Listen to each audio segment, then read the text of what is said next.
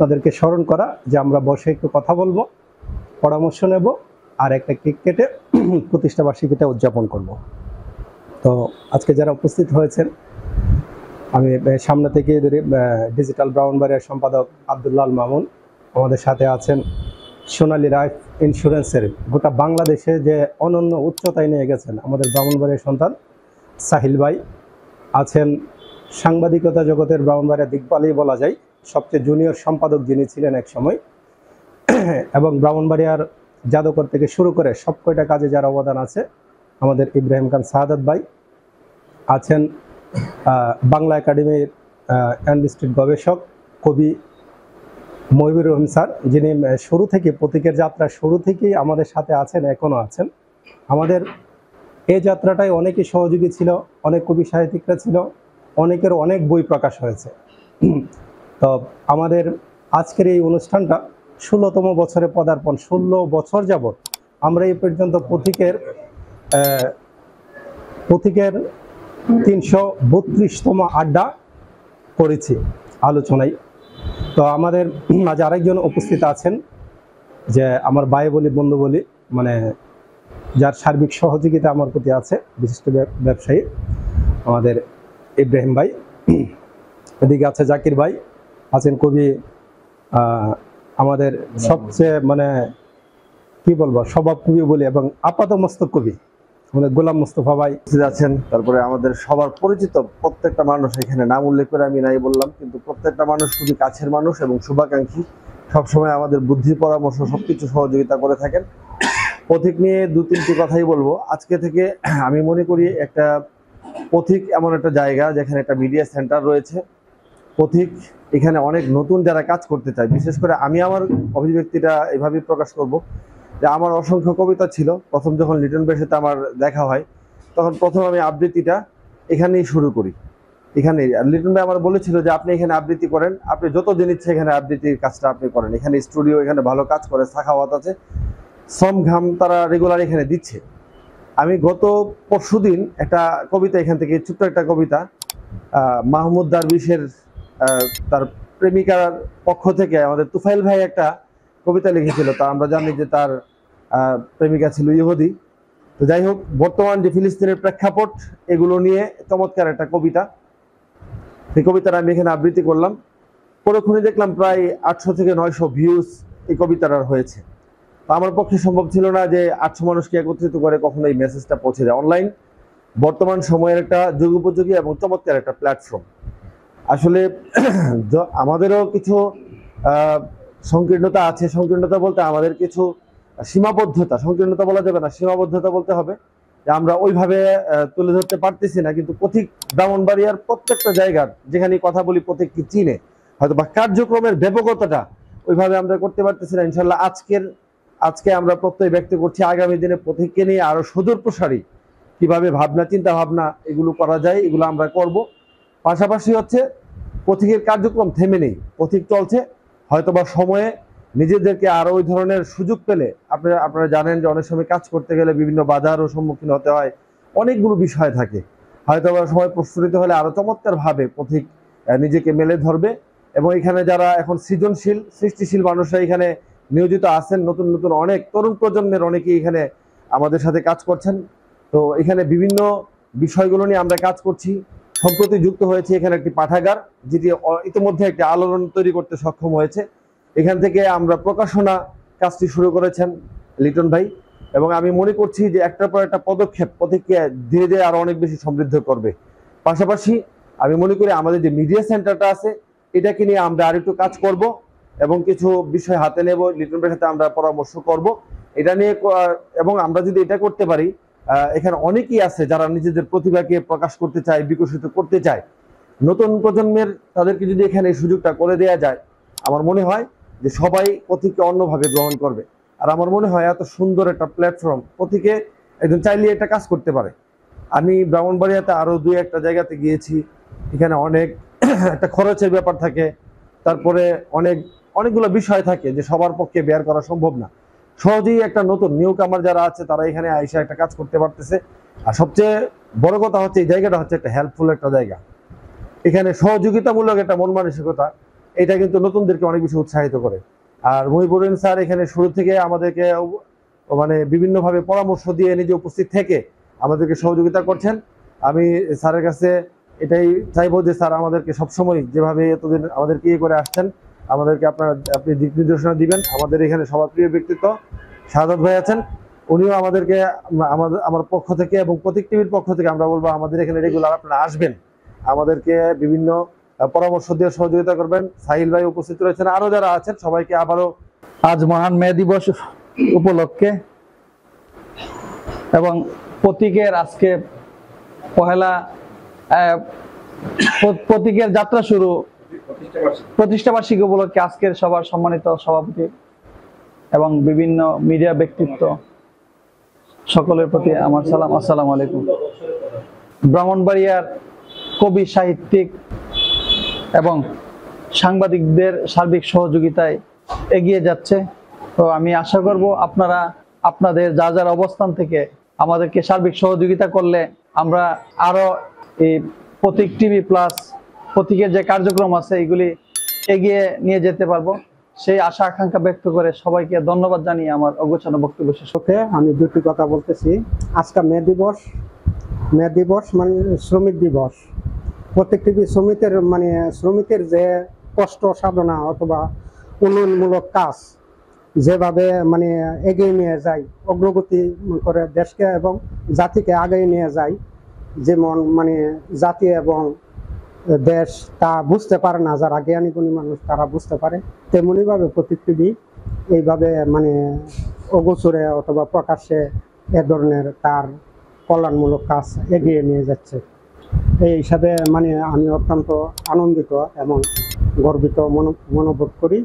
এবং প্রতীকে যে কোনো সমস্যা এবং অসুবিধা হোক মানুষের তাদের কাছে আসবে, তারা যথাসাধ্য সহযোগিতা এবং সম্মান আপ্যায়ন করতে দ্বিধাবোধ করে না।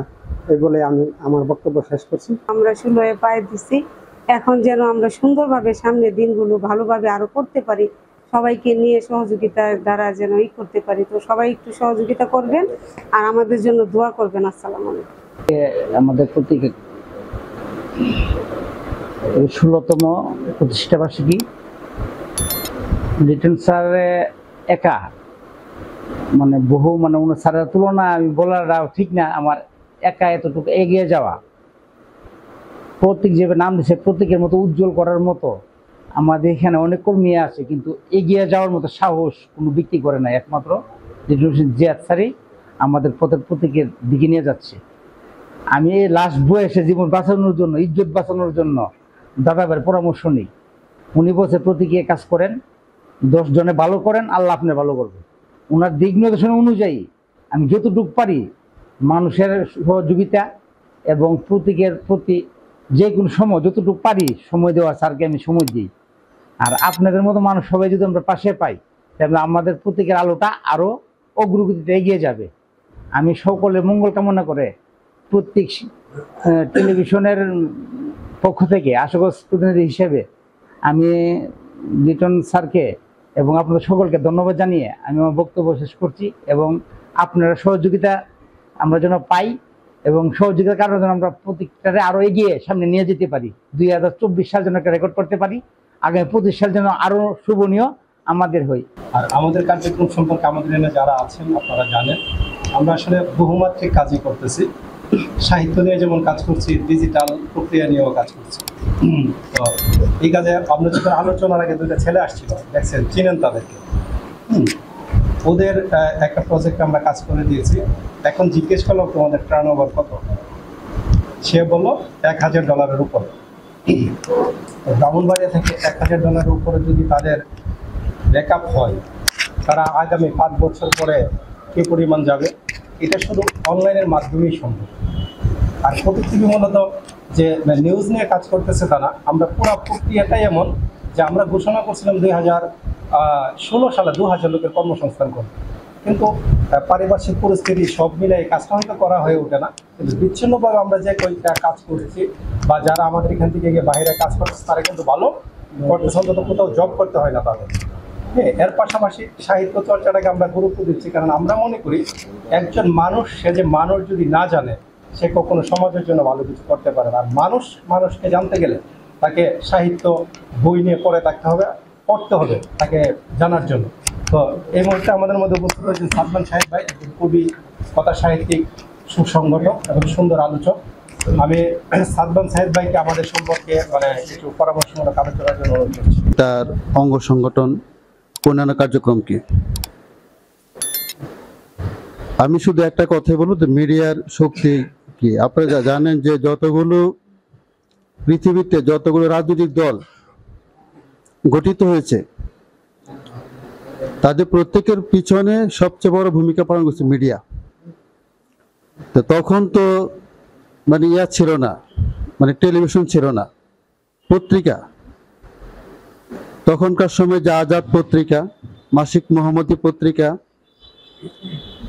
এই দুইটা পত্রিকা বিশেষ করে মুসলমানদের যে আন্দোলনে, বিভিন্ন সংগ্রামী আন্দোলনে যে ভূমিকা পালন করছে।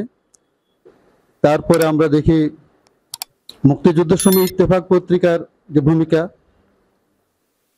তো এইগুলো মূলত সম্ভব একটা মিডিয়া থাকার কারণে। বর্তমানেও আমরা দেখি যে প্রথম আলো, আপনি জানেন যে প্রথম আলো পত্রিকা খুবই আলোচিত পত্রিকা বর্তমানে। কারণটা কি? কারণ তারা সকল সরকারের সময়ই তারা একটা ক্লাস মেনটেন করে চলে। অন্য সব মিডিয়ার মতো তারা গা ভাসিয়ে দেয় না। কিন্তু প্রথম আলো বিএনপির আমলে দেখছি যে বিএনপিকে সমালোচনা করছে, আওয়ামী লীগের আমলে তারা 100% না বললেও দেখা যায় প্রায় 40% আওয়ামী লীগের পক্ষে বলে বা সরকারের পক্ষে বলে, কিন্তু 60% সরকার বিপক্ষে বলে। বর্তমান সময়ে সরকারের বিপক্ষে 60% বলাটা কিন্তু খুব সহজ কথা না। আর এটা বলতে পারছে এই জন্য তাদের মিডিয়া শক্ত।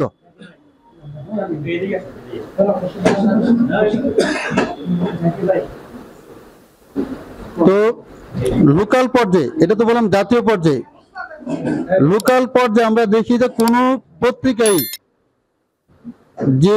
তারা যে প্রতিজ্ঞা নিয়ে মাঠে আসে, তারা সেই প্রতিজ্ঞার মধ্যে থাকতে পারে না। কারণ লোকাল জায়গাতে কাজ করা খুব কঠিন। আমি কিছুদিন যাবৎ ইয়ার সাথে ছিলাম, রেজাউল করিম ভাইয়ের সাথে ছিলাম, তার বাসায় আসা যাওয়া করতাম, আড্ডা দিতাম। আমি দেখতাম যে রেজাউল ভাই যে প্রতিদিনই বলতো যে তার জীবনের সংগ্রামের কথা, এই লোকাল পর্যায়ে কাজ করতে যে কি পরিমাণ তিনি হেনস্থার শিকার হয়েছেন, কতটা কি বড় বড় লোকদের সাথে তাকে ফাইটিং করে মোকাবেলা করে তাকে থাকতে হয়েছে। তো প্রতীক টিভি বললো যে 14 বছর নাকি 16 বছর। প্রতীক টিভি কিন্তু ইতিমধ্যে বুঝতে পেরেছে যে লোকাল পর্যায়ে কাজ করা যে কতটা কঠিন। তারও কিন্তু অনেক হেনস্থার শিকার হয়েছে। এটা হোসেন জিহাদ এই ছোটখাটো একটা লেখা পোস্ট দেয় টিভি, ফেসবুকে বা তার টিভিতে, বা এখানে একটা ছোট একটা নিউজ করে, এইসব নিয়ে যে পরিমাণ আপনার টর্চের শিকার হতে হয়, যে পরিমাণ হুমকির শিকার হতে হয়, এটা আমরা যারা দূরের মানুষ বা আমরা যারা সাহিত্যের মানুষ বা এই মিডিয়ার সাথে জড়িত না বা রাজনীতির সাথে জড়িত না, এটা আমাদের পক্ষে কখনই কল্পনা করা সম্ভব না। করে সিঁড়ি অতিক্রম করে যাচ্ছে। আমি আশা রাখবো যে প্রত্যেকটা মানুষই, আল মাহমুদ একটি কথা আছে যে মানুষ তার স্বপ্নের সমান বড়। তো তিনি যতটুকু স্বপ্ন দেখবেন ততটুকু তিনি বড় হতে পারবেন। আর বর্তমান যুগ মিডিয়ার যুগ। বর্তমান যুগ কোনো স্থানিক বা প্রান্তিক যুগ না, সব জায়গাতে কাজ করা যায়।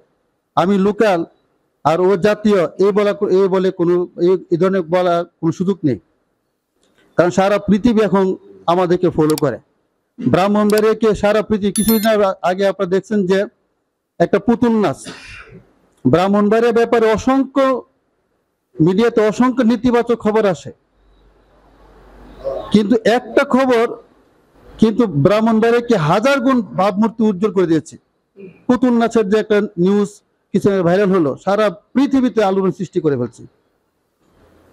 তাহলে প্রান্তিক পর্যায়েও বড় কাজ করা যায়। আমি আশা রাখবো যে প্রতীক টিভি এইভাবে প্রান্তিক পর্যায়ে থেকে সারা পৃথিবীব্যাপী কাজ করতে পারবে এবং করবে, এই প্রত্যয় তাদের মধ্যে থাকবে। আর আমাদের যদি সহযোগিতা লাগে আমরা তাকে নানা দিক থেকে সহযোগিতা করব। এই আশাবাদ ব্যক্ত করে আমি আমার কথা শেষ করছি।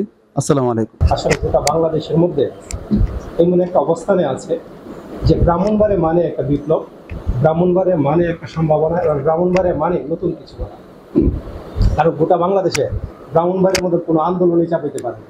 এটা ভালোই হোক আর মন্দই হোক, অর্থাৎ সব দিক দিয়ে কিন্তু ফার্স্ট ব্রাহ্মণবাড়ি। আমরা চাইবো যে ব্রাহ্মণবাড়ি থেকে ভালো কিছুই সৃষ্টি হোক। এরপর যে আমাদের মধ্যে উপস্থিত হয়েছেন অঙ্কুর শিশু কিছু সংগঠনের প্রতিষ্ঠাতা সভাপতি আনিসুল রিপন ভাই। তিনিও দীর্ঘদিন যাবৎ সঙ্গীত চর্চার সাথে জড়িত এবং ফেসবুকে মানে সঙ্গীত নিয়ে লাইভ করে ইতিমধ্যে মানে দৃষ্টান্তই করেছেন। কারণ 100 না 200 উপরে মনে হয় লাইভ হয়েছে, যেটা অসম্ভব একটা বিষয় আসলে লোকাল পর্যায়ে থেকে একটা লাইভ কন্টিনিউ করা। আমি প্রতীকের পথ চলাকে সুগম করার জন্য কিছু আলোচনা করবেন অনুরোধ। বিসমিল্লাহির রহমানির রহিম। ধন্যবাদ লিটন হোসেন জিহাদ। প্রতীক টিভির আজকে প্রতিষ্ঠা বার্ষিকী উপলক্ষে আয়োজিত মহতী সভার সম্মানীয় সভাপতি এবং অতিথিবৃন্দ সবাইকে আমার পক্ষ থেকে সালাম এবং শুভেচ্ছা জানাচ্ছি। তো আজকে এখানে উপস্থিত আছেন আমার সবাই কম বেশি আমার অত্যন্ত আপনজন, সুপরিচিত, বিখ্যাত মানুষগুলো এখানে আছেন। বিশেষ করে মহিম ভাই রয়েছেন, মহিবুর রহিম, একজন সাহিত্যিক, একজন গবেষক, একজন শিক্ষক, আর সর্বোপরি আমার অত্যন্ত পছন্দের একজন মানুষ। এই একটা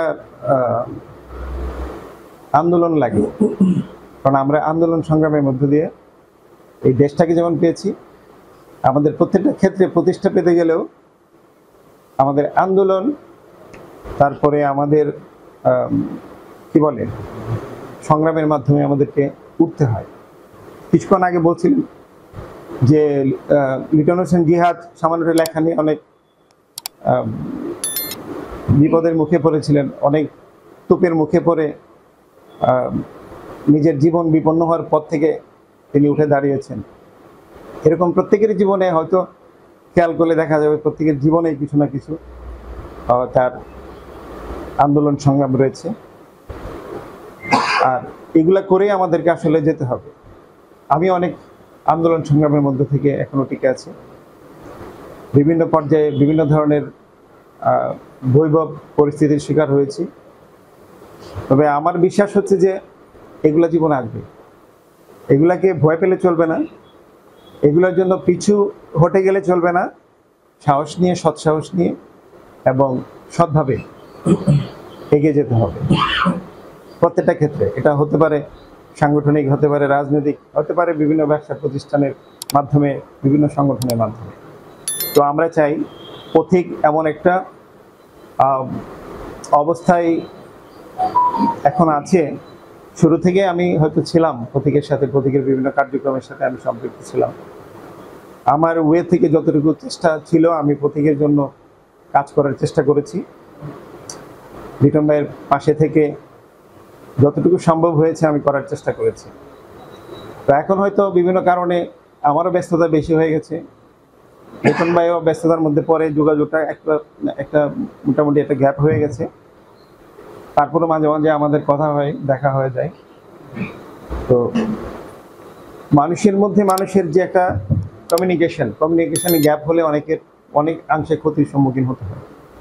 সবচেয়ে বড় জিনিস হচ্ছে কমিউনিকেশন তৈরি করা, রিলেশন তৈরি করা। রিলেশনের মাধ্যমে একটা মানুষ তার লক্ষ্যে পৌঁছতে কিন্তু সহজ হয়ে ওঠে।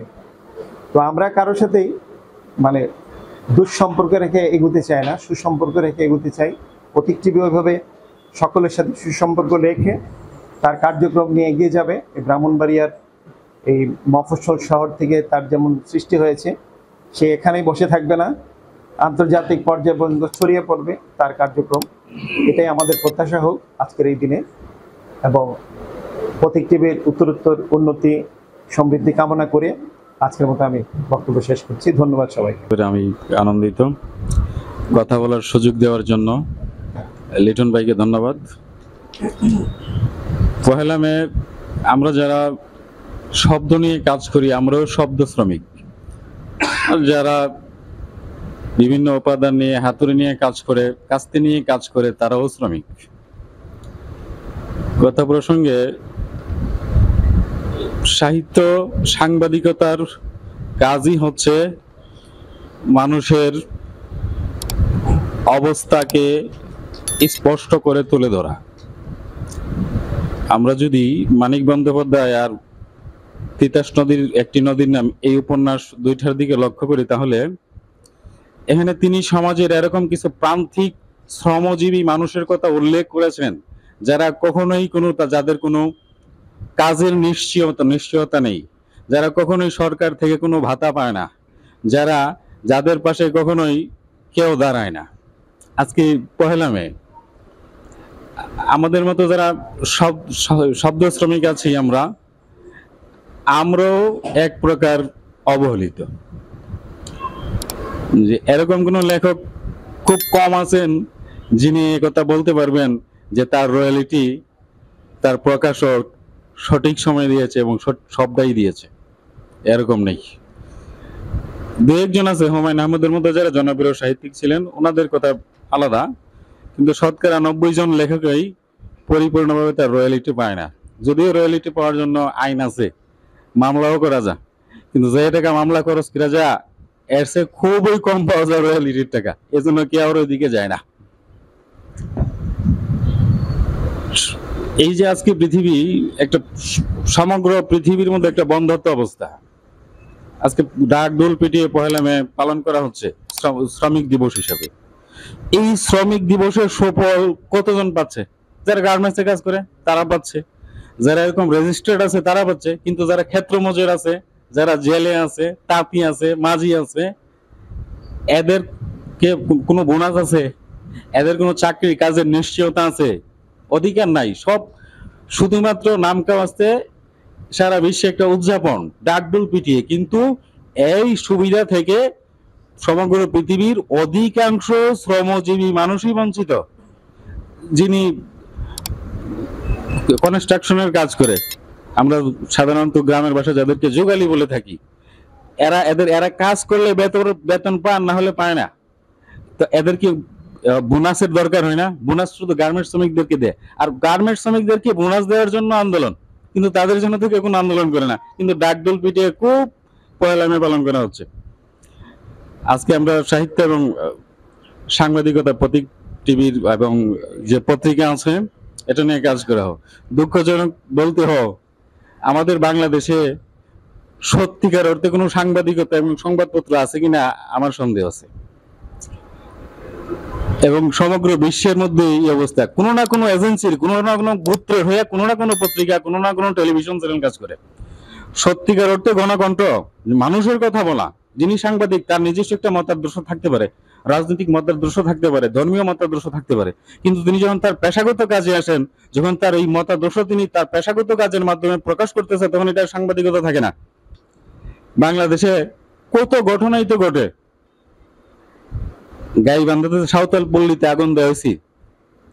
এই সাঁওতাল পল্লীতে কারা আগুন দিছে এই নিউজ বাংলাদেশের কোন সংবাদপত্র, কোন টেলিভিশন করে নাই। আল জাজিরা করার পরে আল জাজিরাকে কপি করে তাদেরকে সামনে রেখে দ্রষ্টব্যতা আমরা তাদের থেকে কপি করছি এই কথা বলে পরবর্তীতে 1 সপ্তাহ পরে প্রথম আলো নিউজ করছে। সাহস পায় নাই। অথচ তারা কি জানতো না কে এই কাজটা করছে? সাঁওতাল পল্লীতে কে আগুন দিছে জানতো। পার্বত্য চট্টগ্রামের দিকে তাকালে একই কথা, এই কথা বলাও যাবে না এখন যে বিপদ। এই সংবাদপত্র এর ক্ষেত্রে খুবই বাজে, ভয়ানক অবস্থা। এ কথা এখন তো যাক, অনেক কথা আছে, আমার গুরুজন আছে, সব কথা বলাটা বেয়াদবির মতো মনে হইব। অনেক কথা আমি ছেড়ে দিলাম, বলবো না। অনেক কথাই আজকে প্রেক্ষাপটে আস্তে আস্তে আমার মনে হয়েছে। তো আমি প্রতীকের প্রথম থেকে সেই 10-11 সাল থেকে লিটন ভাই সঙ্গে আছি। উনি যেখানেই যেতেন সেখানেই সঙ্গে যেতাম, যখন সময় পেতাম তখনই ওনার সঙ্গে ছিলাম। এই প্রতীক সাহিত্য এবং লিটন ভাইয়ের অনেক প্রোডাক্টিভিটি আছে। এখানে এসে আমরা অনেকে লিখতে শিখেছি।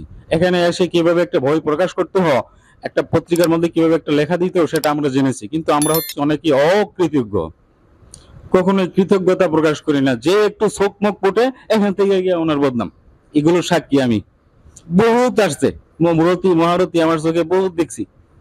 যে এখানে এসে কিছু শিখতে পারে, ব্রাহ্মণবাড়িয়া শহরটা একটু চিনে, আরো দু একজনের সঙ্গে পরিচিত হোক, এখান থেকে গিয়ে ওনার বদনাম। আর না হলে ওনার নামে কেন ডিজিটাল সিকিউরিটি নিয়ে মামলা হোক, ওনার কেন জেল খাটতে হোক, এই কথা আমরা কে কদিন বলছি, প্রকাশ্যে বলি না, যে বললে আবার আমার একটা দলের মধ্যে ফেলে দিবে। এইসব সাহস দিয়া, এরকম মন মানসিকতা দিয়া, নাও কোনো সাংবাদিকতা, নাও সাহিত্য, আর নাও কোনো সৃজনশীল কাজ, এটা কোনো সত্যিকার মানুষের কাজও না। যাই হোক, অনেক কথা আছে, সময় সংক্ষিপ্ত আর গরম, আমি বেশি কথা বলবো না। সবাইকে ধন্যবাদ এতক্ষণ আমার কথা শোনার জন্য। যার থেকে আমি দীর্ঘদিন কাজ করছি। উপস্থিত এখানে প্রতীকের যারা আছে সহযোগী সবাইকে, এবং মে দিবসের, আন্তর্জাতিক শ্রম দিবসের প্রত্যেকটা শ্রমিককে শ্রদ্ধা এবং ভালোবাসা।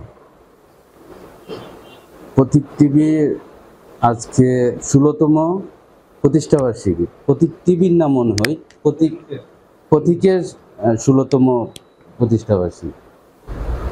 প্রতীকের 16তম প্রতিষ্ঠাবার্ষিকী প্রতীক টিভির সাথে যারা সম্পৃক্ত আছেন সবাইকে অসংখ্য ধন্যবাদ এবং শুভেচ্ছা। আর এত গরমে কথা বেশি না বাড়াই, আমার বড় ভাইরা আছেন, তারা বলবেন, তারা দিক নির্দেশনা দেবেন। সবাইকে ধন্যবাদ। খুব বেশি আমি জানি না। আর এখানে যারা আছেন, এই প্রতীকের শুভাকাঙ্ক্ষী যারা আছেন, তবে সবাইকে জানাচ্ছি ধন্যবাদ।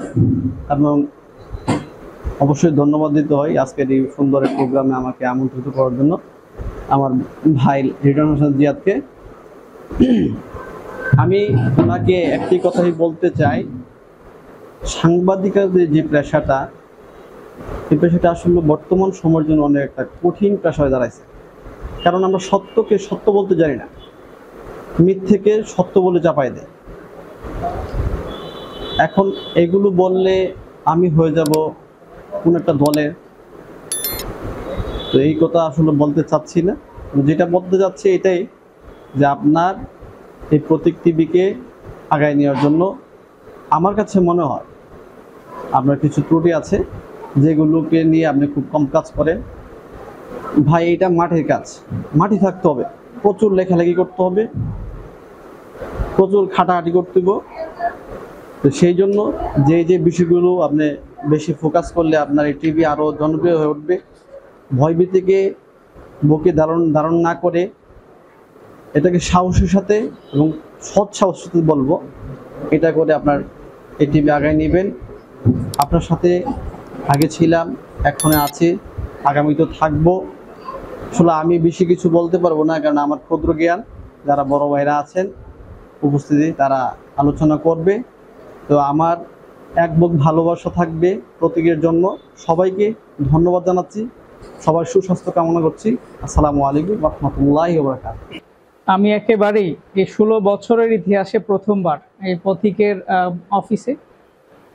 আমি প্রতীক এবং প্রতীক টিভি সম্পর্কে যতটুকু না জানি, তার থেকে অনেক গুণ বেশি জানি হচ্ছে লিটন হোসেন জিহাদ, যিনি দাদাভাই নামে পরিচিত। আমি ওইটাকে অনেক খুব ইন্টারেস্টিং ভাবে নেই, আমি মাঝে মধ্যে ওনাকে দাদাভাই বলেও ডাকি। তো আমি যতটুকু জানি, সাহিত্য চর্চা এবং বর্তমান সময়ে ফ্রিল্যান্সিং এবং ডিজিটাল মার্কেটিংয়ে যেভাবে কাজ করে যাচ্ছে প্রতীক এবং প্রতীক টিভি, এটা অবশ্যই একটি অনুসরণীয় এবং উদাহরণস্বরূপ একটি জিনিস। ব্রাহ্মণবাড়িয়াতে আমি নিজেও সাহিত্যের স্টুডেন্ট, আমি ইংরেজি সাহিত্য থেকে অনার্স মাস্টার্স করেছি। তো 2006-07 ছিল আমার অনার্সের সেশন। 2012 সালে গিয়ে আমার মাস্টার শেষ হয়েছে। তারপরে থেকে আসলে আমি সাহিত্যের সাথে কোনোভাবেই জড়িত না। তবে এতটুকু বলতে পারি, যেই 6 বছর আমি অনার্স মাস্টার্স শেষ করেছি ব্রাহ্মণবাড়িয়া এবং ঢাকা মিলিয়ে, সেখানেও যে সাহিত্য আমি পড়েছি, আমাকে আমার স্যার, যিনি সাহিত্যের কর্ণধার ছিলেন, যে স্যারকে আমরা খুব মানতাম, আবু হানিফা স্যার, উনি আমাকে বলতেন ইংরেজিতে একটা কথা, যে আমি ডগ রিডার। তো এটাকে বাংলা করলে যেটা আসে, যে উপর দিয়ে পড়ে পড়ে ভেসে যাওয়া, মানে পড়ার স্বার্থে পড়া, ভিতরে না ঢোকা। এক্স্যাক্টলি আমি এরকমই ছিলাম। এটারও একটা কারণ ছিল, আমি সাহিত্যের ভিতরে নিজেকে ঢোকাইতে চাইতাম না, মানে এই গভীরে যেতে চাইতাম না। এটার কারণ ছিল আমি একটু বাস্তববাদী ছিলাম। তো যারা বাস্তববাদী তারা আসলে সাহিত্যের ভিতরে যাইতে পারে না, আর আমিও যাইতে পারি নাই। তো যাই হোক, তারপরে অনার্স মাস্টার শেষ করেছি ওই ডগ রিডার হিসেবেই। তবে সাহিত্যের প্রতি আমার যে ভালোবাসা, টান, প্রচন্ড যে আকর্ষণ, আমি এখানে ইব্রাহিম সাদাত ভাইকে অনেক আগে থেকে চিনি। যখন ব্রাহ্মণবাড়িয়া জাদুঘর উনি প্রতিষ্ঠা করবেন তার আগে থেকে আমি ওনার কয়েকটা প্রোগ্রামে ছিলাম, অনুষ্ঠানে মিটিংয়ে ছিলাম, ওটা নিয়ে আলোচনা ছিল, তখন থেকে ওনাকে আমি চিনি। এখানে আরো অনেকে, রিপন ভাই আমার খুব কাছের, রাকিব খুব কাছের, এখানে যারা আরো আছেন।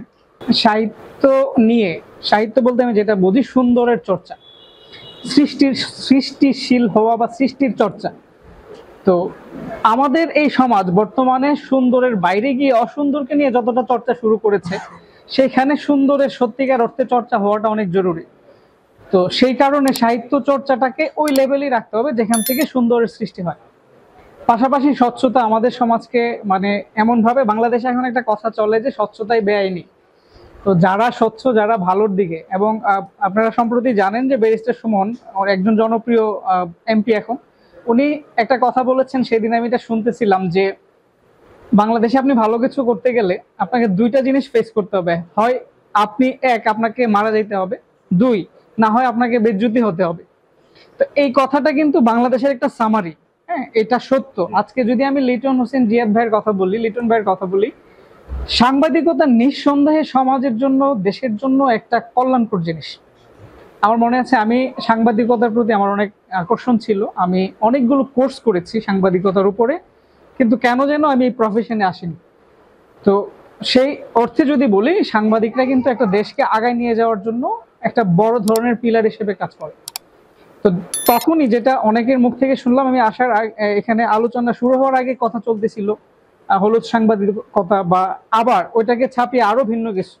তো সবকিছু মিলিয়ে যাদের হাতে দেশকে এগিয়ে নিয়ে যাওয়ার জন্য কলম দেয়া, সেই কলম যখন মানে ডিরেল হয়, মানে তার ঠিক জায়গায় থাকে না, তখন কিন্তু দেশ আগাবে না, বরং পেছায়। যাদের হাতে দায়িত্ব সাহস করে বলার, তারা যদি সাহস করে না বলে, নিঃসন্দেহে দেশ এগিয়ে যাবে না। তো তার মধ্যেও যারা এই মানে স্বচ্ছ সাংবাদিকতাকে প্র্যাকটিস করছে বা করে, আর এই কারণেই হয়তো দেশ এখনো টিকে আছে, না হলে এটা কখনোই সম্ভব হতো না। আমরা অনেক এক্সাম্পল জানি, আমরা দেখি সত্যের পক্ষে এখনো অনেক সাংবাদিক আছেন যারা কাজ করে, এবং অনেক সাংবাদিক আছে যারা জীবনে কোনোদিন এটার অপসাংবাদিকতার সাথে সম্পৃক্ত হয়নি। তো সাহিত্য, সাংবাদিকতা এবং সৃষ্টিশীলতায় সবকিছুর ভিড়ে আমরা যেটা চাই, একটা সুন্দর সমাজ, একটা সুন্দর দেশ, এবং সেটা তখনই সম্ভব যদি দেশের নাগরিকরা সুন্দরভাবে বেড়ে ওঠে, সাহিত্য চর্চার সুযোগ পায়, এবং সাংবাদিকতাকে ওই লেভেলে নিয়ে যেতে পারে যেখান থেকে সত্যি কথাটা বলার সাহস তৈরি হবে।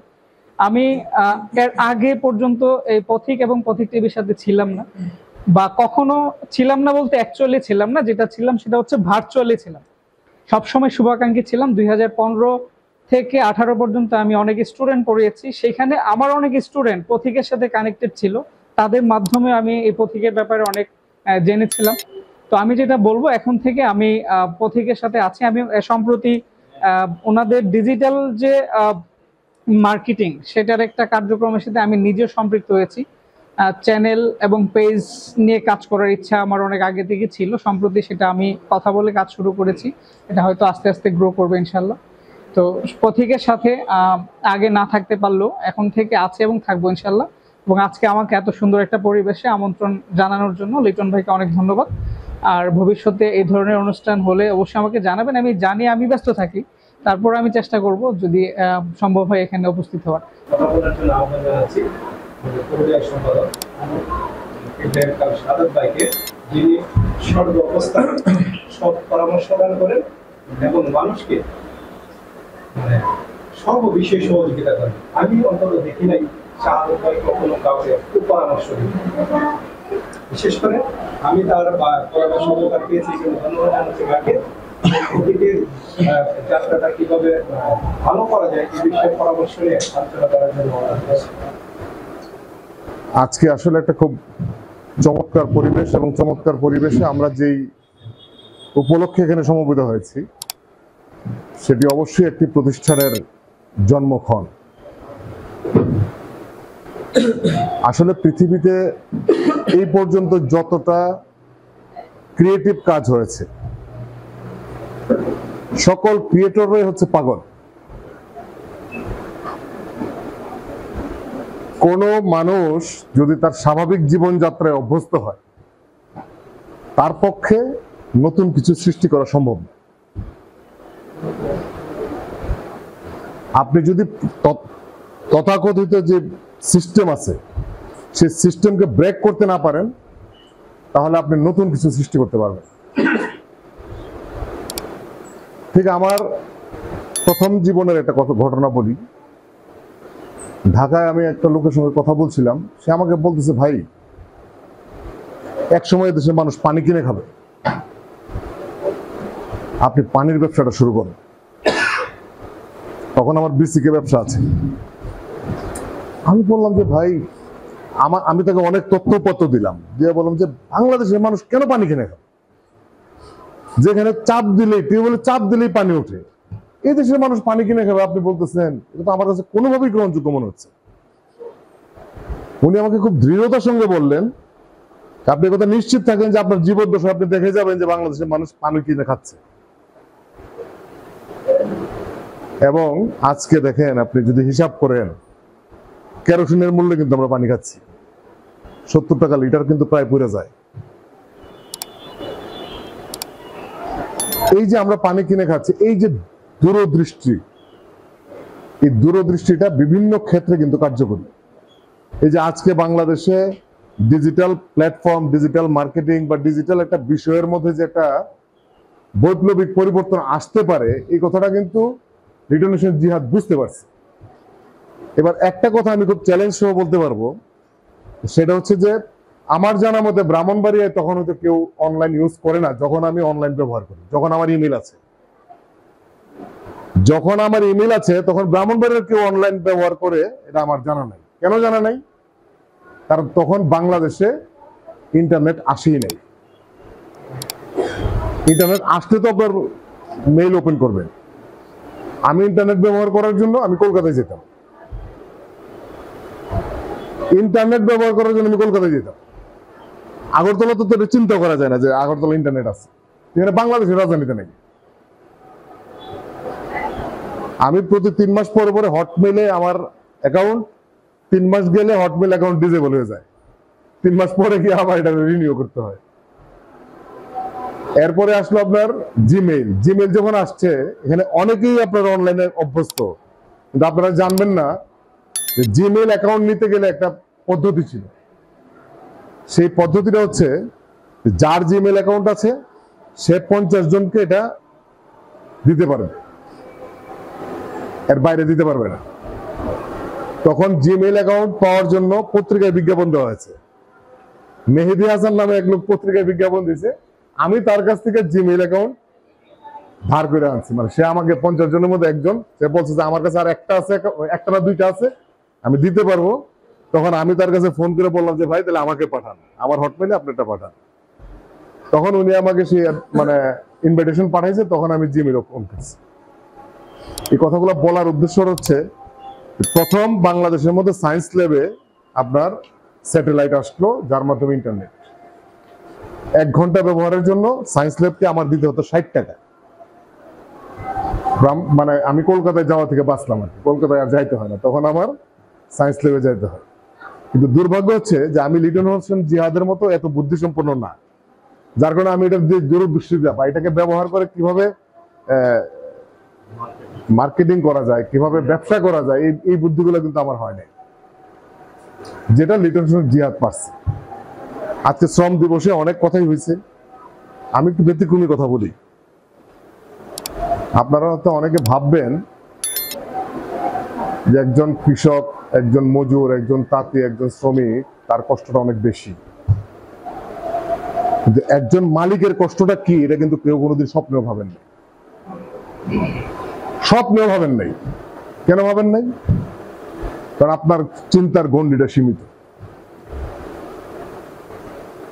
আজকে সে একটা ব্যবসা চালায়, সে বুঝে মাস শেষ হলে তার স্টাফের বেতন, মাস শেষ হলে তার কারেন্ট বিল, মাস শেষ হলে তার ঘর ভাড়া, মাস শেষ হলে তার ব্যাংক ইন্টারেস্ট, মাস শেষ হওয়ার পরে তার যে কত টাকা ইনকাম হইলো, সেই ইনকামটা কিভাবে সে ডিস্ট্রিবিউশন করবে, তার পরিবারের খরচ। আমি ব্যবসা পরিচালনা করি, আপনারা বিশ্বাস করবেন কিনা জানি না, যে আমার ঈদের আগের রাত্র ছেলেমেয়ের জন্য কাপড় কেনার সামর্থ্য আমার হয় না। আমার শেষ বেলায় 3টার সময় যাইতে হয় যে কাপড় কেনার জন্য, ছেলেমেয়ের কাপড়। আমি কিন্তু মালিক। সবাই কষ্ট দেখে কার? শ্রমিকের। আমার যখন রাত 3টায় ঘুম ভাঙে আমি কিন্তু প্রথমেই উঠে সেটা আমার সিসি ক্যামেরা ওপেন করতে হয়, যে আমি যাদেরকে দায়িত্ব দিলাম বা আমার যে প্রতিষ্ঠান আছে ওটা কি ঠিক জায়গায় আছে নাকি চুরে নিয়ে গেছে না আগুন লেগে গেছে না ভেঙে গেছে, এটা একটু দেখা দরকার। এটা কি আপনি যে কাজ করলেন আপনি কি কোনোদিন এটা করেন? আপনি তো 9টা 5টা ডিউটি করছেন, বাড়িতে গেছেন, বউ বাচ্চার সঙ্গে খাওয়া দাওয়া করে দিচ্ছেন ঘুম আরামসে, কিন্তু পরের দিন প্রোডাক্টটা বিক্রি না হইলে আমাকে কি করতে হবে সেই চিন্তা কিন্তু আপনার মাথায় নাই। মাস শেষে আপনার বেতন খারাপ, আপনি 8 ঘন্টা ডিউটি থেকে আপনি চেষ্টা করেন কিভাবে 7 ঘন্টায় কমায় কাজটা করা যায়। সবচেয়ে বড় কথা হচ্ছে যার যার অবস্থান থেকে আমরা যে যে চিন্তা করি, এই কারণে আমাদের দৃষ্টিভঙ্গিগত কিছু বিষয় আছে। সাংবাদিকতার বিষয়টা এর সঙ্গে যুক্ত করে দিই। আমি এখানে বসছি না, এখান থেকে লিটন হোসেন জিহাদ আমার হাতের ডান পাশে, এখান থেকে সাহিল আমার পাশে বসা বাম পাশে, ঠিক আছে? এখন যদি আজকের ঘটনার প্রেক্ষাপট বর্ণনা করতে হয়, আমি কি বলতে পারবো যে লিটন হোসেন জিহাদ আমার সামনে বসা ছিল? এটা কিন্তু আমি বলতে পারবো। লিটন হোসেন জিহাদ কার সামনে বসা আছে? আব্দুল্লাহ বলতে পারবে যে আমার সামনে বসা ছিল। আমি কিন্তু বলতে পারবো না। আমি কিন্তু ঠিকই বলবো যে লিটন হোসেন জিহাদ আমার হাতের ডান পাশে কোনায় বসা ছিল। এই হচ্ছে দৃষ্টিভঙ্গি। আপনারা অনেকেই বলেছেন সাংবাদিকতার বিভিন্ন প্রেক্ষাপট নিয়ে বর্ণনা করেছেন। এখন একজন সাংবাদিক এখানে আগুন লাগছে, এই যে ধরেন আমাদের হেফাজতের ঘটনার কথাই বলি, হেফাজতের ঘটনার বিভিন্ন খন্ড খন্ড প্রেক্ষাপট আছে। খন্ড খন্ড প্রেক্ষাপট গুলোকে যদি আপনি এক না করতে পারেন আপনি প্রকৃত চিত্র পাবেন না। এবার আপনি দেখছেন যে মুক্ত মঞ্চে শাবল দিয়া বঙ্গবন্ধুর ছবি ভাঙতেছে, আপনার কাছে কিন্তু এটাই বিশাল ঘটনা যে বঙ্গবন্ধুর ছবি ভেঙে ফেলতেছে, শেষ। আবার আরেকজন লোক দেখতেছে যে প্রেস ক্লাবের সামনে প্রেস ক্লাবের সভাপতির মাথা ফাটা ফেলছে, অথচ প্রেস ক্লাবের সভাপতি যেখানে মাথা ফাটাইছে এর থেকে 10 কদম দূরে আমি দাঁড়ানো, আমি কিন্তু দেখি নাই প্রেস ক্লাবের সভাপতির যে মাথা ফাটাইছে। এখন যদি আমি লিখি যে আমি তো দেখি নাই, তাহলে আপনি কি বলবেন আমাকে? যে এই শালাটা বাটপার, এই শালাটা জোচ্চোর, এই শালা মনে হয় নিশ্চয় সভাপতির সাথে গন্ডগোল আছে, যার কারণে সে কেন এই কথা বললো না, সে কেন এটা লিখলো না যে তার সভাপতির মাথা ফাটাই ফেলছে। কথা হাত দিও না, আমি কি বুঝাতে পারছি?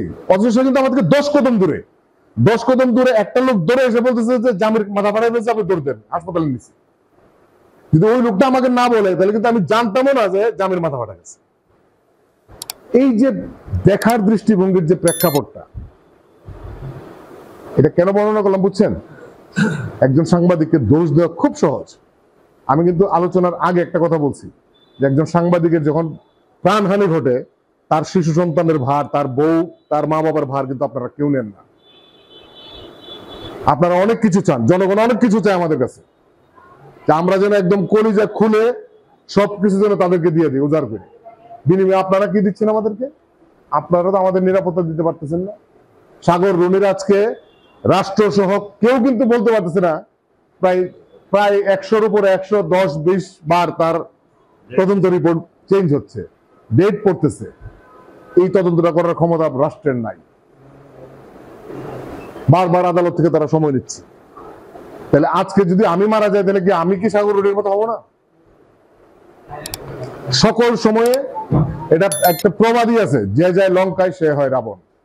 যত সরকারে যখন সে চেয়ারে বসে যায়, সে একটা সিস্টেমে বাধা পড়ে যায়, তখন সে মাটিতে থাকার পরে যে কথা আন্দোলনের সংগ্রামের সময় যে বক্তব্য রাখে এটা সে সিটে বসে আর রাখতে পারে না, তার পক্ষে সম্ভব হয় না। কারণ সে এমন একটা সার্কেল নিয়ে সে ঘেরের মধ্যে পড়ে যায়, ওই ঘের থেকে সে বের হতে পারে। এটা আবার ওই জায়গায় যদি আপনি না যান আপনার সেটা বোঝার ক্ষমতা হবে না। নিজের থেকে ঠিকই বলবেন যে ভাই জুরুমিয়া তো অর্ডার দিছিল, জুরুমিয়া তো বলছিল যে আমি ফ্লোরে বসে সেটা সকলকে নিয়ে অফিস করব, বলে নাই? পারছে জুরুমিয়া? কেন পারে নাই? এটা সিস্টেমই নেই। যখনই সে পাশ করে চলে গেছে, এবার সে যখন চেয়ার পেয়ে গেছে তখন কিন্তু সে কিন্তু আবার প্রকাশ্যে এমপির সঙ্গে মানে গিয়ে সেটা দাবি করছে যে আমার গাড়ি তাড়াতাড়ি এনে দিতে হবে। সে চেয়ার পেয়ে গেছে, এবার গাড়ির লোক তার মধ্যে চলে আসছে। এটা নিয়ে সে অনেক হইচই পর্যন্ত করছে। এগুলো বলার উদ্দেশ্যটা হচ্ছে যে একটা প্রেক্ষাপট থেকে, আমার আজকের প্রেক্ষাপট থেকে আমি যা বলতে পারতেছি এটাকে যত সহজ মনে হচ্ছে, ঠিক আমার চেয়ারটা যখন চেঞ্জ হয় তখন কিন্তু বিষয়টার প্রেক্ষাপট চেঞ্জ হয়ে যায়। কিন্তু একটা জিনিস ঠিক, সত্য কখনোই চাপা থাকে না, কিন্তু আপনাকে অনুসন্ধানশীল হইতে হবে। অনুসন্ধানশীল যদি আপনার মন মানসিকতা না থাকে, আপনার মধ্যে যদি সৃজনশীলতা না থাকে, আপনি কখনোই সত্যের কাছে পৌঁছাতে পারবেন। আজকে 50-53 বছর হয়েছে বাংলাদেশ স্বাধীন হয়েছে। বাংলাদেশের স্বাধীনতার প্রকৃত ইতিহাসের আমি মনে করি যে 10 ভাগ ইতিহাস এখানে লেখা হয়েছে, আমার বিশ্বাস না। আগামী 100 বছর পরে যদি আমরা কেউ বেঁচে থাকি, স্বাধীনতার 100 বছর, তখন যদি আপনারা সেই পরিবেশ পান, তখন যদি কিছু লেখা খুঁজে পান, তখন যদি কিছু ডকুমেন্ট পান, তখন হয়তো বোঝা যাবে স্বাধীনতার প্রকৃত ইতিহাসটা। এখন এই পর্যায়ে আপনার স্বাধীনতার প্রকৃত ইতিহাস আপনি খুঁজে পাবেন না। এটা শুধু স্বাধীনতা না, প্রত্যেকটি ঘটনার সঙ্গে এটা যুক্ত। আজকে হেফাজতের ঘটনা হয়েছে, হেফাজতের ঘটনা কোন প্রেক্ষাপটে হয়েছে? যদি প্রেক্ষাপট চেঞ্জ হয় তাহলে দেখবেন যে ঘটনা আরেকদিকে মোড় নিয়ে নিচ্ছে। ঘটনার পিছনের ঘটনা আছে, এগুলা সাংবাদিকরা ঠিকই নোট করে রাখছে, তাদের কাছে ঠিকই তথ্য আছে, কিন্তু ওই পরিবেশে এই কথাগুলো বলা যাবে। আবার অনেক সাহসী সাংবাদিকতা অনেক সূত্রের মাধ্যমে কিন্তু তারা প্রকাশও করে দেয়। ঢাকায় সাংবাদিকতা করা, রাজধানী কেন্দ্রিক সাংবাদিকতা করা আর মফস্বল কেন্দ্রিক সাংবাদিকতার মধ্যে আকাশ এবং পাতালের ব্যবধান। কেন ব্যবধান?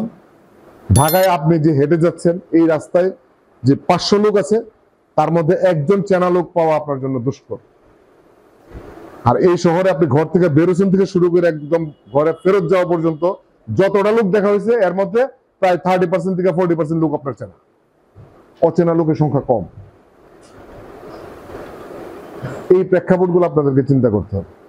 পথিক এবং তার সঙ্গে সংশ্লিষ্ট লিস্টনেশন জিহাদ যেই পথ চলাটা আজকে পর্যন্ত নিয়ে আসছে, 15 বছর শেষ করেছে, এটা কিন্তু একটা ক্রিয়েটিভিটি। একটা উন্মাদ না হইলে, একটা পাগল না হইলে, তার মধ্যে যদি সেই উন্মাদনা না থাকতো, তাহলে কিন্তু সেই পথে আজকে যেতে পারত। আমরা যে এক একটা কাজ করি, এক একটা সাহিত্য করে, এই যে মহিবুর রহিম উনি কি বলেছেন একটু আগে তার আলোচনায় বলেছেন যে আমি ব্রাহ্মণবাড়িয়ার সাহিত্য এবং ভাষা নিয়ে কাজ করতেছি, আমাকে তীর্থের কাকের মতো বসে থাকতে হয় যে কখন আমি একটা শব্দ পাবো, ওই শব্দটাকে আমি আবার আমার সংগ্রহ নিব, ওইটা আমি যাচাই বাছাই করবো যে এটা আসলে ব্রাহ্মণবাড়িয়ার মানুষ ব্যবহার করে কিনা।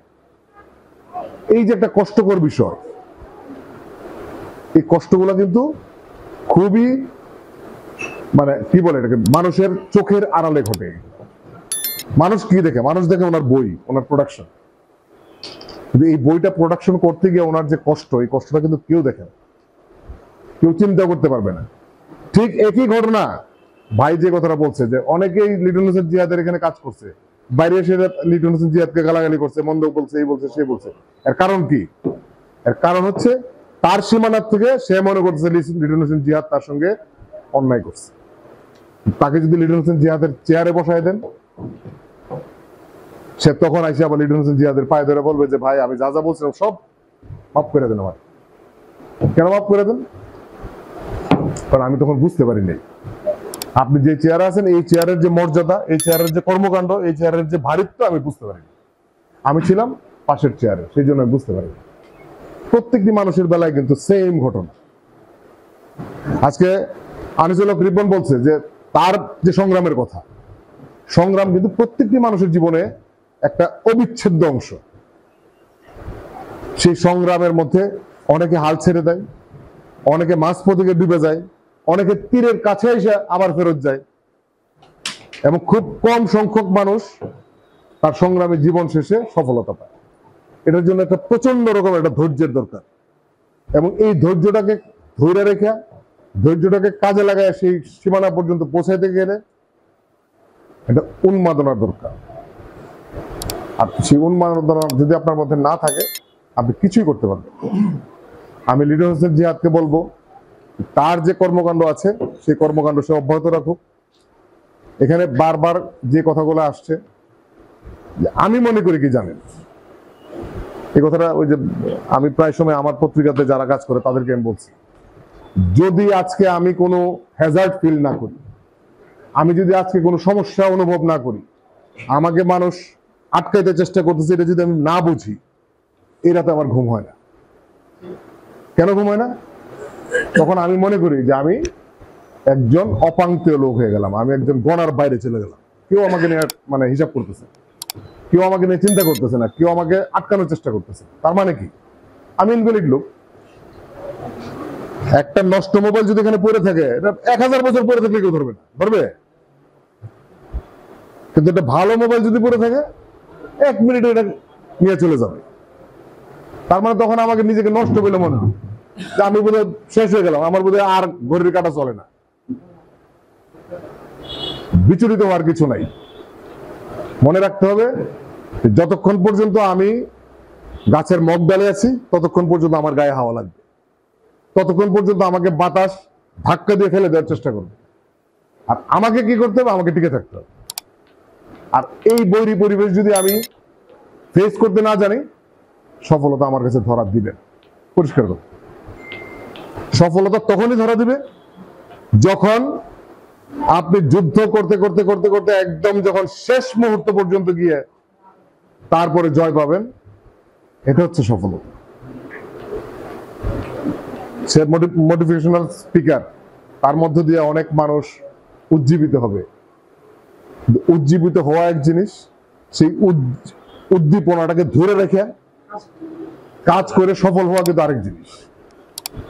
ভালো ভালো কথা আমরা সবাই বলি, সবাই শুনি, খুব মজা লাগে।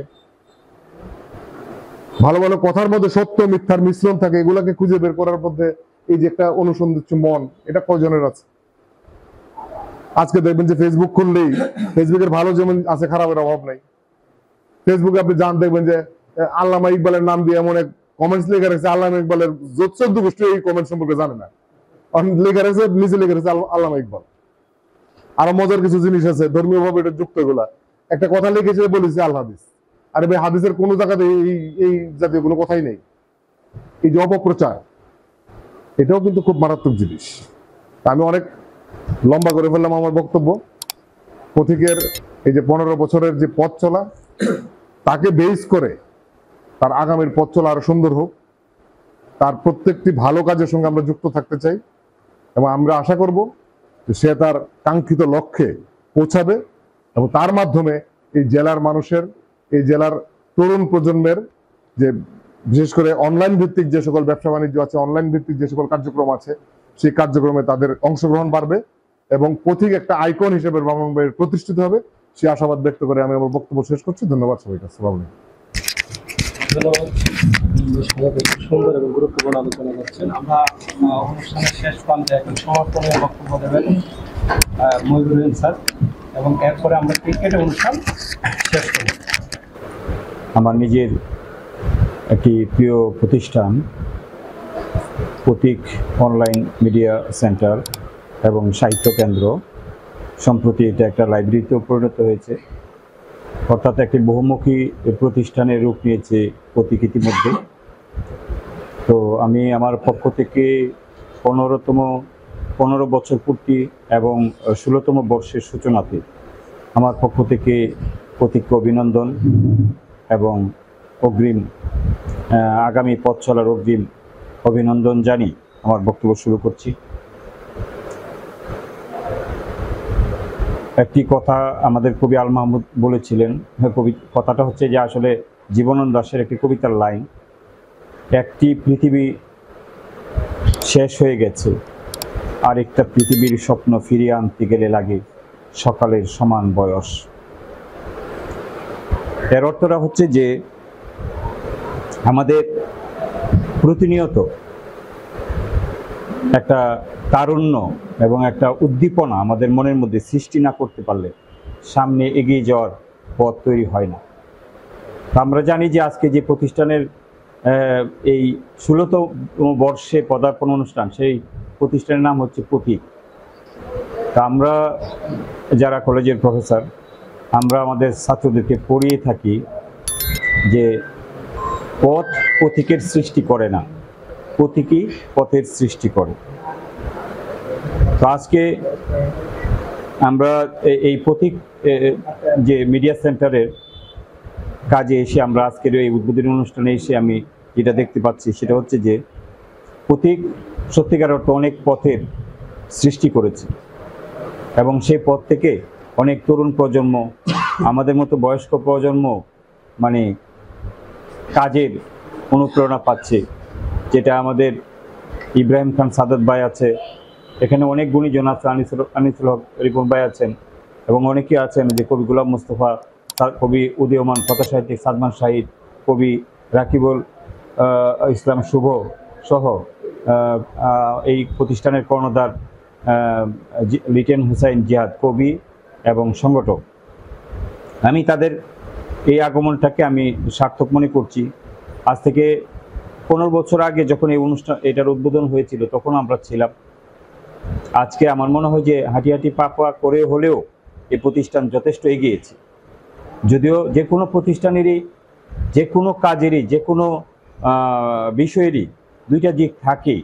একটা দিক হচ্ছে সফলতার দিক, আরেকটা দিক হচ্ছে বিফলতার দিক, ব্যর্থতার দিক। তো প্রতীকের কিছু সফলতা তো অবশ্যই আছে, কেননা আমি লিটনকে বর্তমানে লিটনের বেশ কয়েকটি বই বের হয়েছে। লিটন মূলত এই সংগঠনকে কেন্দ্র করি যে সাহিত্য সংগঠক এবং লেখক হিসাবে আত্মপ্রকাশের চেষ্টা করেছিল। তো নিজে লেখক হিসাবে ইতিমধ্যে প্রতিষ্ঠিত হয়েছে, বেশ কিছু গ্রন্থ প্রকাশিত হয়েছে এবং এই গ্রন্থগুলো নিয়ে প্রচুর আলোচনা হয়েছে, আমরাও আলোচনা করেছি। এছাড়া এখান থেকে আরও অনেক তরুণ কবি সাহিত্যিক জন্ম হয়েছে, পুরাতন কবিরাও এখান থেকে বই প্রকাশ করে নিজেরা অনুপ্রাণিত হচ্ছে। আমরা নিজেরাও এখানে এসে একটা অনুপ্রেরণা লাভ করি। সব মিলিয়ে দেখা যাচ্ছে যে প্রতীকের সফলতার পাল্লা কম নয়, আবার আমি মনে করি যে প্রতীকের ব্যর্থতার পাল্লাও হয়তো কম নয়, কেননা সফলতা এবং ব্যর্থতা দুইটা পাশাপাশি হাত ধরাধরি করেই থাকে। আমি মনে করি না যে ব্যর্থতা নিয়ে আলোচনা করলে প্রতীকের সমালোচনা করা হবে, যেটা আমাদের ইব্রাহিম খান সাদাত বলেছেন যে মানুষের কতগুলো দিক আছে, যে দিকগুলোই আসলে তার অনুপ্রেরণার বিষয়। তিনি একটা কথা বলেছেন যে একটা ভাঙ্গা মোবাইলের উদাহরণ দিয়েছেন। তা আমি আসলে ভাঙ্গা মোবাইলের উদাহরণ দিব না। আমি মনে করি যে ব্যর্থতার দিকগুলো আমাদের ইসলাম ধর্মে আছে, যে প্রতিদিন আজকে দিন শেষে আপনি আত্মসমালোচনা করুন, আজকে আপনি কি ভুল করেছেন, আপনার ব্যর্থতার দিকগুলো আলোচনা করুন। আলোচনা করে কাল থেকে যেন এই ব্যর্থতাগুলো আপনার জীবনে আর না ঘটে, এর থেকে যে আপনি যাতে উত্তরণ ঘটাইতে পারেন, আপনি নিজেকে যেন উত্তরণ ঘটাইতে পারেন, সেই রকম একটা মানে চর্চা আপনি নিজে করুন, অর্থাৎ আত্মসমালোচনা করুন। আমি সেই অর্থে আসলে এটা বলতে চাচ্ছি যে প্রতীকের ব্যর্থতাটা এরকম, যেটা আমাদের লিটন হুসাইন জিহাদ উপস্থাপন বা তার স্বাগত বক্তব্য দিতে গিয়ে যেটা বলেছে, সেটা হচ্ছে যে আমাদের ব্রাহ্মণবাড়িয়া কিন্তু একটি সম্ভাবনাময় একটা জায়গা। এই সম্ভাবনাময় জায়গাটাকে আমরা সত্যিকারভাবে তুলে ধরতে পারি নাই, এবং সত্যিকারভাবে যে এখানে যে সাহিত্য, যে সাংবাদিকতা বা মিডিয়া বা অন্যান্য যে প্রিন্ট মিডিয়া, অন্যান্য যে বুদ্ধিবৃত্তিক চর্চা, কোনো জায়গায় আসলে আমি দেখেছি ব্রাহ্মণবাড়িয়াকে গঠনমূলকভাবে তুলে ধরার যে প্রক্রিয়াগুলোর সাথে মানে খুব বেশি একটা এগিয়ে যেতে পারে না, কোনো না কোনো জায়গায় তারা হুচট খেয়ে যায়। এই হুচট খাওয়ার ফলে কি হয়েছে, আমরা ব্রাহ্মণবাড়িয়াকে সেভাবে তুলে ধরতে পারছি না, যার ফলে কি হয়েছে ব্রাহ্মণবাড়িয়ার উপরে একটা কালো ছায়া বা কালো শ্যাডো আমরা দেখতে পাই। যখন আমরা বাইরের মানুষের সাথে কথা বলি তখন ব্রাহ্মণবাড়িয়া সম্পর্কে ইতিবাচক দিকগুলোর চেয়ে নেতিবাচক দিকগুলো বেশি বলে মনে হয়। তাহলে কেন আমাদের এই নেতিবাচক দিকগুলো এত প্রবল হয়ে ওঠে? একটা কারণে, সেটা হচ্ছে যে আমরা ব্রাহ্মণবাড়িয়ার ইতিবাচক দিকগুলো তুলে ধরার ক্ষেত্রে আমাদের যে প্রতিষ্ঠানগুলো আছে, আমাদের যে মিডিয়া আছে, আমাদের যে সংগঠনগুলো আছে, তারা ঐক্যমত্য পোষণ করে না। যেমন একটা উদাহরণ দিলে আমি বুঝাইতে পারবো, যেমন কবি আল মাহমুদ। আপনারা দেখেছেন যে এই কবি আল মাহমুদ আমাদের ব্রাহ্মণবাড়িয়ার কালোজয়ী একজন লেখক। তার মতো লেখক বাংলা সাহিত্যে শত বছরে নয়, 1000 বছরে হয়তো জন্মায়। এত বড় একজন লেখক, সেই লেখকের মৃত্যুর পরে তার লাশ যখন ব্রাহ্মণবাড়িয়া এসেছে, তখন আমরা তার লাশের যে জানাজা পড়ানোর জন্য আমরা গিয়েছিলাম, এবং আমরা সেই জানাজা পরিচালনা করতে গিয়ে আমি নিজে যেহেতু জানাজা পরিচালনা করেছিলাম, তো সে কারণে আমার অভিজ্ঞতাটা আমি বলছি যে আমি দেখেছি যে ব্রাহ্মণবাড়িয়াতে একটা দ্বিধা বিভক্তি তৈরি হয়ে গেছিল। অনেকে জানাজায় অংশগ্রহণ করে নেয়, অনেকে আল মাহমুদের সমালোচনা করেছিলেন, অনেকে ফেসবুকে বেশ কয়েকজন সাংবাদিক কয়েকটি কমেন্টস, রাকিবুল ইসলাম শুভ সম্ভবত আমাদের এই যে প্রথম আলোর যে সাংবাদিক, তার একটা ইয়েতে বিতর্কে অংশগ্রহণ করেছিল। আমি পুরো বিতর্কটা আমি প্রিজার্ভ করে রেখে দিয়েছি, এটা বোঝার জন্য যে ব্রাহ্মণবাড়িয়াতে আসলে কি চর্চা হয়। কেননা আমি যে আল মাহমুদের উপর বিশেষ সংখ্যা করতে যাচ্ছি, সেই সংখ্যাটাই ওই ফেসবুক বিতর্কটা পুরাটা যারা আল মাহমুদের পক্ষে বলেছেন তাদের সব কথা আমি ছাপবো, এবং যারা আল মাহমুদের বিরুদ্ধে বলেছেন তাদের কথাগুলো আমি পুরাটা ছাপবো একটা ঐতিহাসিক দলিল হিসেবে। কারণ আমি যে জিনিসটা প্রিজার্ভ করেছি, আমার মনে হয় যে ব্রাহ্মণবাড়িয়ার ভিতর বাহির বুঝবার জন্য এই ধরনের একটা স্ট্যাটাস আমার খুবই দরকার পড়ে। কেননা আমি দীর্ঘ প্রায় 25 বছর এই ব্রাহ্মণবাড়িয়া নিয়ে গবেষণা করছি, নীরবে কাজ করার চেষ্টা করেছি। আর হারুন স্যার আমাকে একটা কথা বলেছিলেন, মহিবুর রহিম তুমি ব্রাহ্মণবাড়িয়া এসেছো, আমি তোমার জন্য আক্ষেপ করছি। আমি বললাম কেন স্যার? বলে যে তুমি তো ব্রাহ্মণবাড়িয়ায় কাজ করবা, কিন্তু ব্রাহ্মণবাড়িয়ায় তুমি মূল্যায়ন পাবা না। আমার এত বড় একজন মানে একটা বড় একজন প্রতিষ্ঠান, তিনি একেএম হারুনুর রশিদ, একজন কবি, একজন শিক্ষাবিদ, হ্যাঁ, 3 প্রজন্মের মানুষেরা তার ছাত্র ছিল, দাদাও ছাত্র ছিল, বাবাও ছাত্র, তার ছেলেও ছাত্র, এরকম আমি অনেকের পাইছি। হারুন স্যারের এরকম 3 প্রজন্মকে তিনি পড়িয়েছেন, এমন একজন ব্যক্তি এই কথাটা বলছেন আমাকে। তবে আমি স্যার কাছে একটা বিনীতভাবে একটা কথা বলেছিলাম, স্যার আমি যদি দয়া করে একটা কথা বলি মাইন্ড করবেন না, বলো। আমি বললাম যে স্যার আমি মূল্যায়নের আশা করে কাজ করি না। স্যার আমাকে বলেছিলেন তুমি ব্রাহ্মণবাড়িয়ায় মূল্যায়ন পাবা না।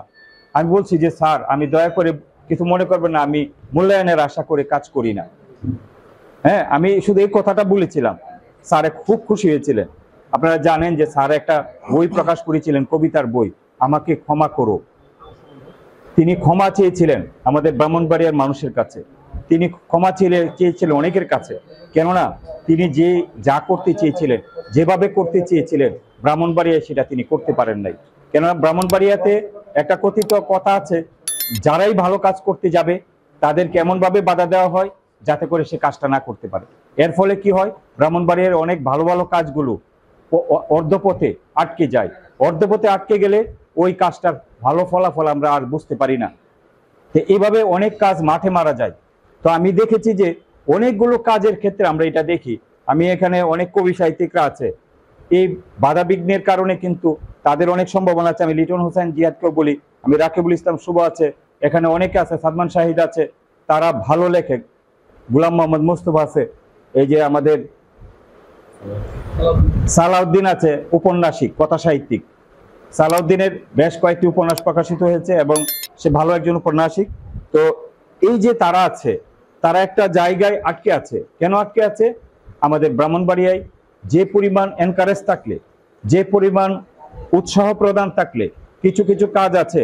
আপনারা যখন দেখবেন যে মঞ্চে যখন গান হয়, মঞ্চে গান হলে যদি আপনি সমান তালে হাততালি না দিতে পারেন, সে মঞ্চটা জমবে না।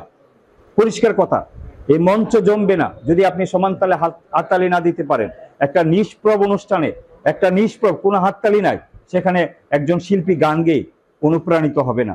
ঠিক প্রত্যেকটা কাজের কিন্তু এরকম ব্যাপার আছে, প্রত্যেকটা কাজেরই কিছু অনুপ্রেরণা লাগে, প্রত্যেকটা সেক্টরে এই ধরনের কিছু বিষয় লাগে। তা আমি মনে করি যে লিটন হোসেন জিহাদ এক জায়গায় দাঁড়িয়ে আছে, আটকে আছে।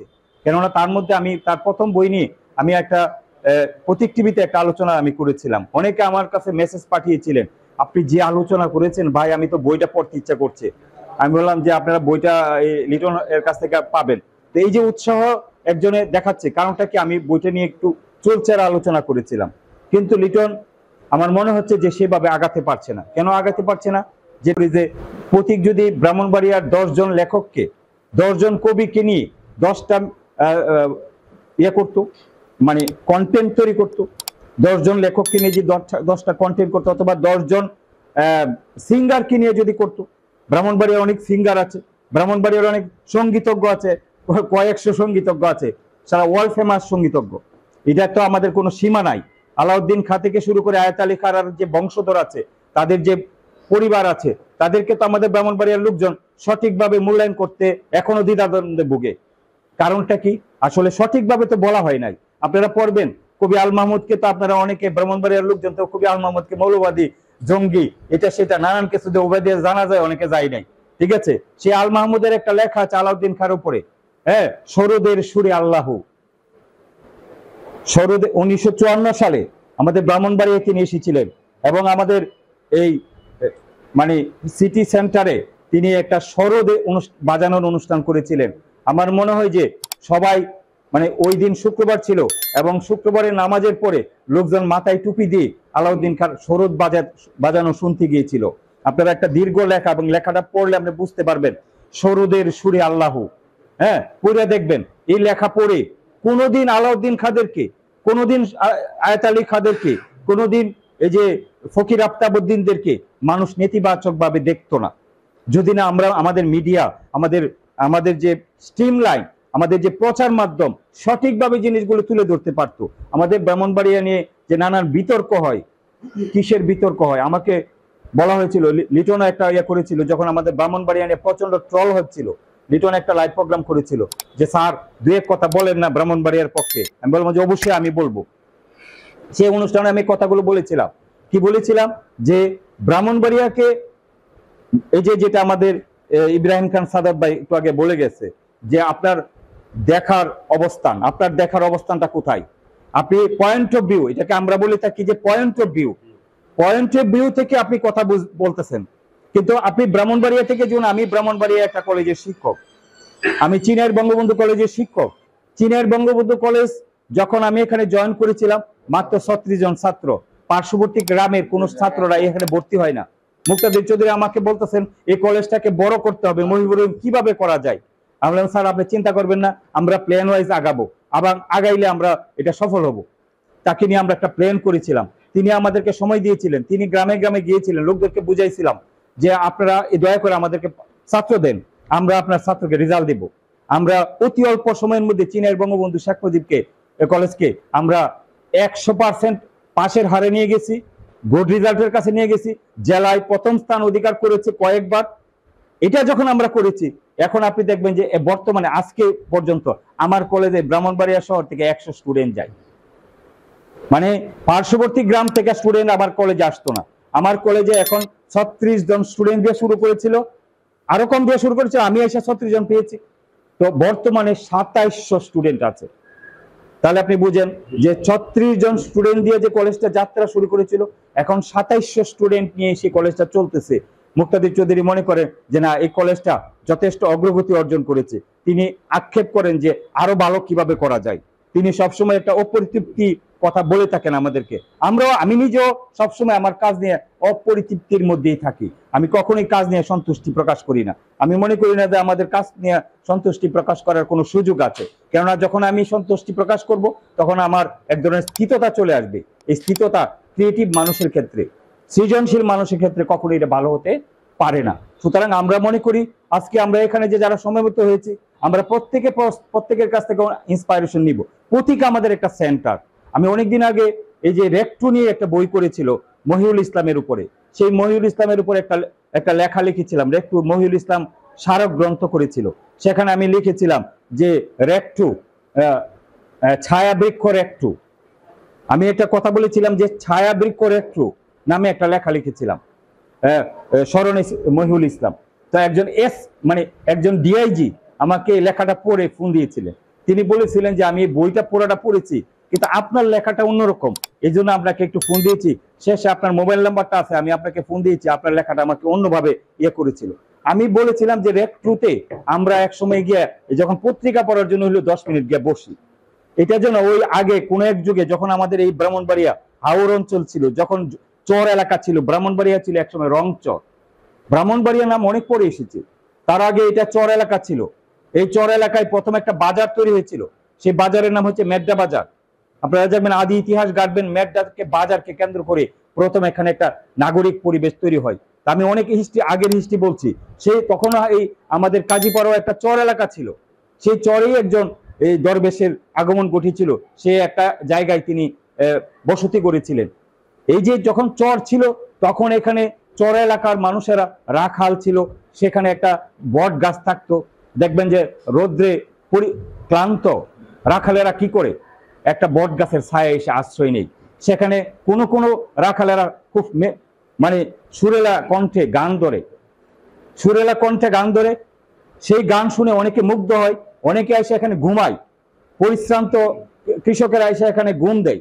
তো এই যে ছায়া বৃক্ষ হিসেবে যে কাজ করে, আমি রেটুকে যেটা বলেছিলাম, আমি মনে করি যে প্রতীক এ ধরনের একটা ছায়াবৃক্ষ।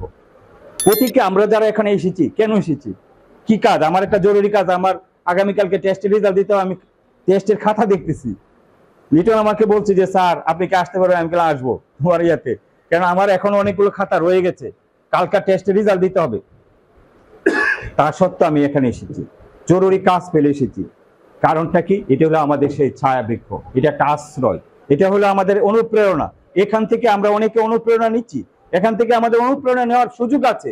আমি মনে করি প্রতীক সেই জায়গাটা আবিষ্কার করুক, সেই জায়গাটাতে কাজ করুক, সেই জায়গাটাতে যদি প্রতীক কাজ করতে পারে, আমার মনে হয় যে প্রতীক জয়ী হলে আমরাও জয়ী হব, ব্রাহ্মণবাড়িয়ার জয় হবে। এই ব্রাহ্মণবাড়িয়ার জয়ের সূচনাটা আমরা দেখতে চাই, ব্রাহ্মণবাড়িয়ার গুড সাইডগুলো আমরা দেখতে চাই, ব্রাহ্মণবাড়িয়ার ভালো দিকগুলো আমরা উঠে আসবে, এটা আমরা চাই। ব্রাহ্মণবাড়িয়ার ব্ল্যাক শেডো দূরীভূত হোক, সেই প্রত্যাশাটা আমি একজন শিক্ষাবিদ হিসেবে আমি মনে করি যে সেই ব্ল্যাক শেডোটা আমরা দূর করতে চাই। এটা করতে হলে অবশ্যই আপনার সাংবাদিক যারা আছেন, লেখক যারা আছেন, আপনারা যারা কি মানে যারা আপনাদের অন্তত বুদ্ধিবৃত্তিক যারা পাওয়ার আছে, তারা যদি আপনারা কাজ করেন, অবশ্যই ব্রাহ্মণবাড়িয়া আর এই গোড সাইটগুলো আমরা আবার পুনরুজ্জীবিত করতে পারবো, ব্রাহ্মণবাড়িয়া তার সঠিক জায়গায় ফিরে আসবে। তাহলে অবশ্যই রাকিবুল ইসলাম শুভকে, গোলাম মোহাম্মদ মোস্তফাকে, এই যে সাদমান শাহিদকে, আর এরকম যারা আছে, এই যে আনিসুল হক রিপন ভাই আছে, হ্যাঁ, যেটা যিনি লাইভ প্রোগ্রাম করেন সঙ্গীতের ব্যাপারে, আমি অনেকগুলো লাইভ প্রোগ্রামে নিজে থেকে তাদেরকে অনুপ্রাণিত করার চেষ্টা করেছি। তাহলে আমার মনে হয় যে আমরা ব্রাহ্মণবাড়িয়াকে সঠিক লাইনে পৌঁছে দিতে পারবো এবং ব্রাহ্মণবাড়িয়া তার হারানো পথ খুঁজে পাবে। একটু প্রত্যাশা রেখে আজকে আমি এই আজকের দিনটির শুভকামনা জানিয়ে আমি আমার বক্তব্য শেষ করছি। ধন্যবাদ আপনাদের সবাইকে। আজকে আসলে একটা খুব চমৎকার পরিবেশ, এবং চমৎকার পরিবেশে আমরা যেই উপলক্ষে এখানে সমবেত হয়েছি, সেটি অবশ্যই একটি প্রতিষ্ঠানের জন্মক্ষণ। আসলে পৃথিবীতে এই পর্যন্ত যতটা ক্রিয়েটিভ কাজ হয়েছে, সকল ক্রিয়েটররাই হচ্ছে পাগল। কোনো মানুষ যদি তার স্বাভাবিক জীবনযাত্রায় অভ্যস্ত হয়, তার পক্ষে নতুন কিছু সৃষ্টি করা সম্ভব না। আপনি যদি তথাকথিত যে সিস্টেম আছে, সেই সিস্টেমকে ব্রেক করতে না পারেন, তাহলে আপনি নতুন কিছু সৃষ্টি করতে পারবেন। ঠিক আমার প্রথম জীবনের একটা ঘটনা বলি। ঢাকায় আমি একটা লোকের সঙ্গে কথা বলছিলাম, সে আমাকে বলতেছে, ভাই এক সময় দেশের মানুষ পানি কিনে খাবে, আপনি পানির ব্যবসাটা শুরু করেন। তখন আমার বিসিকে ব্যবসা আছে। আমি বললাম যে ভাই, আমি তাকে অনেক তথ্যপত্র দিলাম, দিয়ে বললাম যে বাংলাদেশের মানুষ কেন পানি কিনে খাবে, যেখানে চাপ দিলেই, টিউবওয়েলে চাপ দিলেই পানি ওঠে, এই দেশের মানুষ পানি কিনে খাবে আপনি বলতেছেন? এটা তো আমার কাছে কোনোভাবেই গ্রহণযোগ্য মনে হচ্ছে। উনি আমাকে খুব দৃঢ়তার সঙ্গে বললেন, আপনি কথা নিশ্চিত থাকেন যে আপনার জীবদ্দশা আপনি দেখে যাবেন যে বাংলাদেশের মানুষ পানি কিনে খাচ্ছে। এবং আজকে দেখেন, আপনি যদি হিসাব করেন, কেরোসিনের মূল্যে কিন্তু আমরা পানি খাচ্ছি, 70 টাকা লিটার কিন্তু প্রায় পড়ে যায়। এই যে আমরা পানি কিনে খাচ্ছি, এই যে দূরদৃষ্টি, এই দূরদৃষ্টিটা বিভিন্ন ক্ষেত্রে কিন্তু কার্যকরী। এই যে আজকে বাংলাদেশে ডিজিটাল প্ল্যাটফর্ম, ডিজিটাল মার্কেটিং বা ডিজিটাল একটা বিষয়ের মধ্যে যে একটা বৈপ্লবিক পরিবর্তন আসতে পারে, এই কথাটা কিন্তু রিটন হোসেন জিহাদ বুঝতে পারছে। এবার একটা কথা আমি খুব চ্যালেঞ্জ সহ বলতে পারবো, সেটা হচ্ছে যে আমার জানা মতে ব্রাহ্মণবাড়িয়ায় তখন হয়তো কেউ অনলাইন ইউজ করে না, যখন আমি অনলাইন ব্যবহার করি, যখন আমার ইমেল আছে। যখন আমার ইমেল আছে তখন ব্রাহ্মণবাড়িয়ার কেউ অনলাইন ব্যবহার করে, এটা আমার জানা নাই। কেন জানা নাই? কারণ তখন বাংলাদেশে ইন্টারনেট আসেই নাই। ইন্টারনেট আসলে তো আপনার মেইল ওপেন করবেন। আমি ইন্টারনেট ব্যবহার করার জন্য আমি কলকাতায় যেতাম, ইন্টারনেট ব্যবহার করার জন্য আমি কলকাতায় যেতাম। আগরতলা তো চিন্তা করা যায় না যে আগরতলা ইন্টারনেট আছে, এখানে বাংলাদেশের রাজধানীতে নাকি।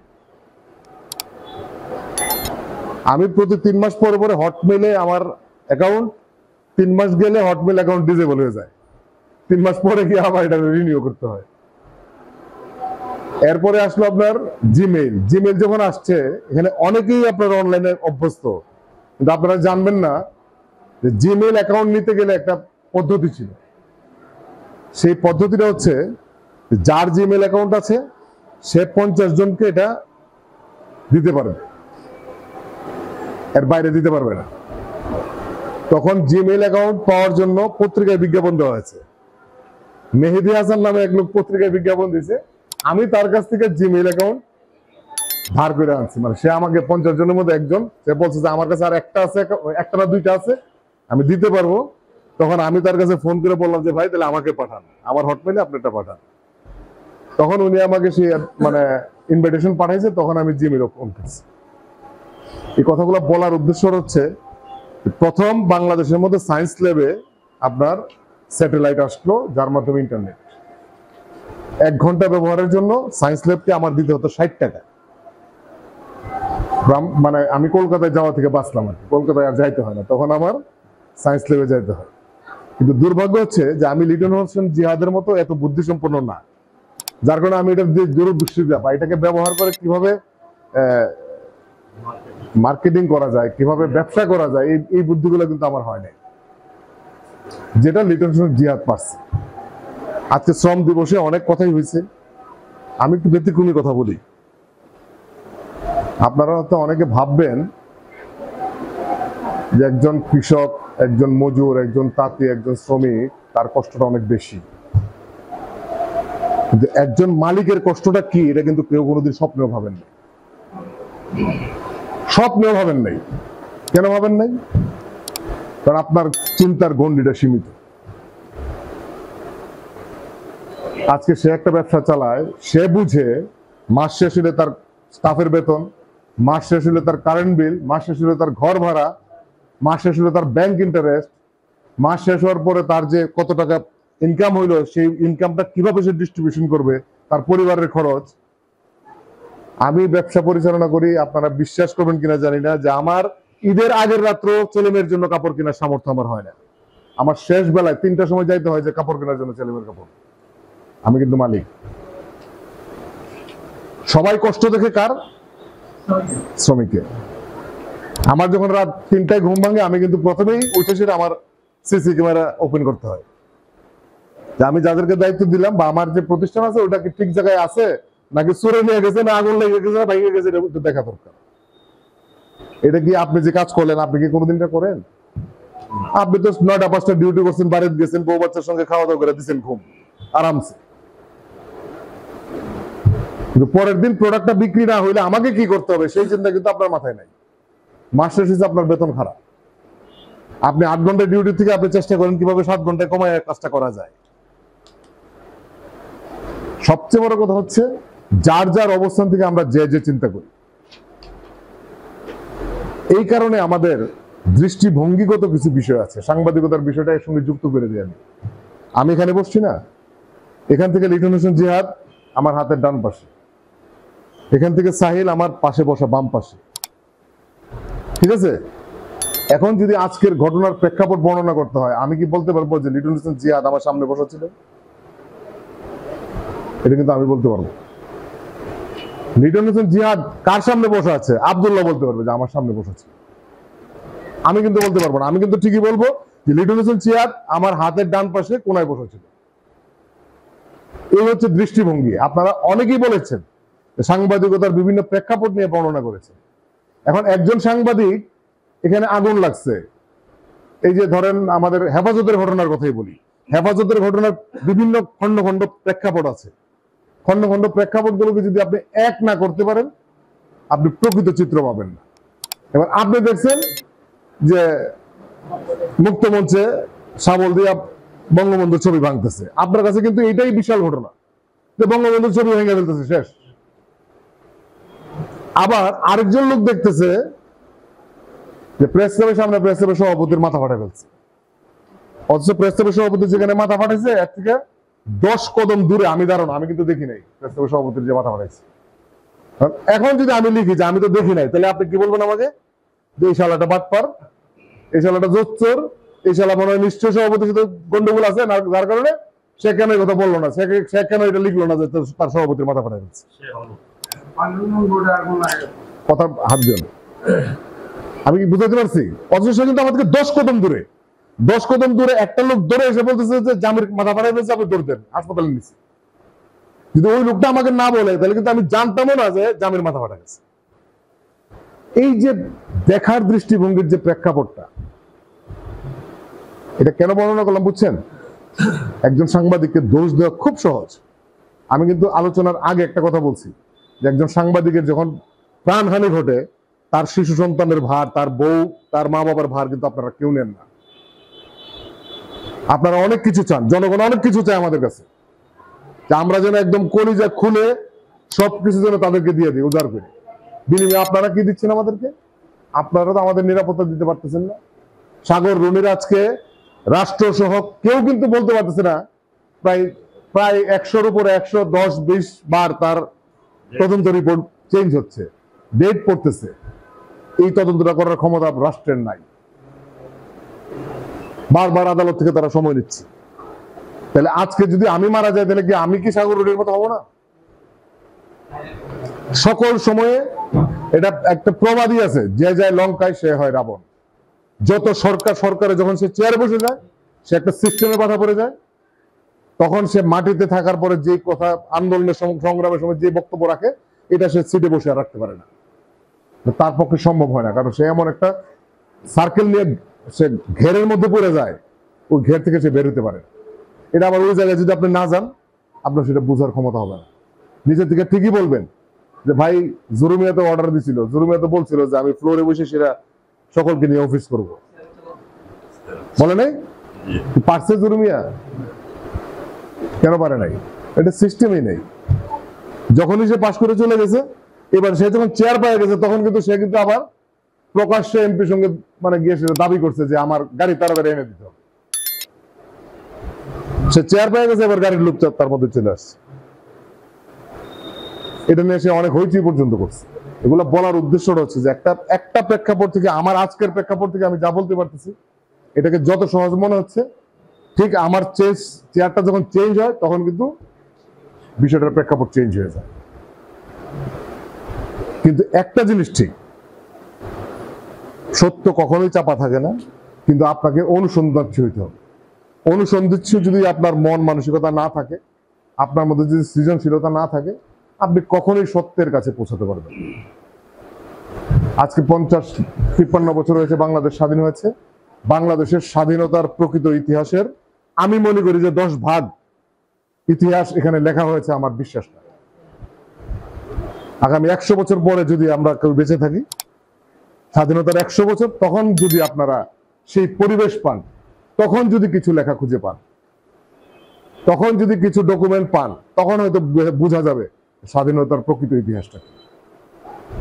এখন এই পর্যায়ে আপনার স্বাধীনতার প্রকৃত ইতিহাস আপনি খুঁজে পাবেন।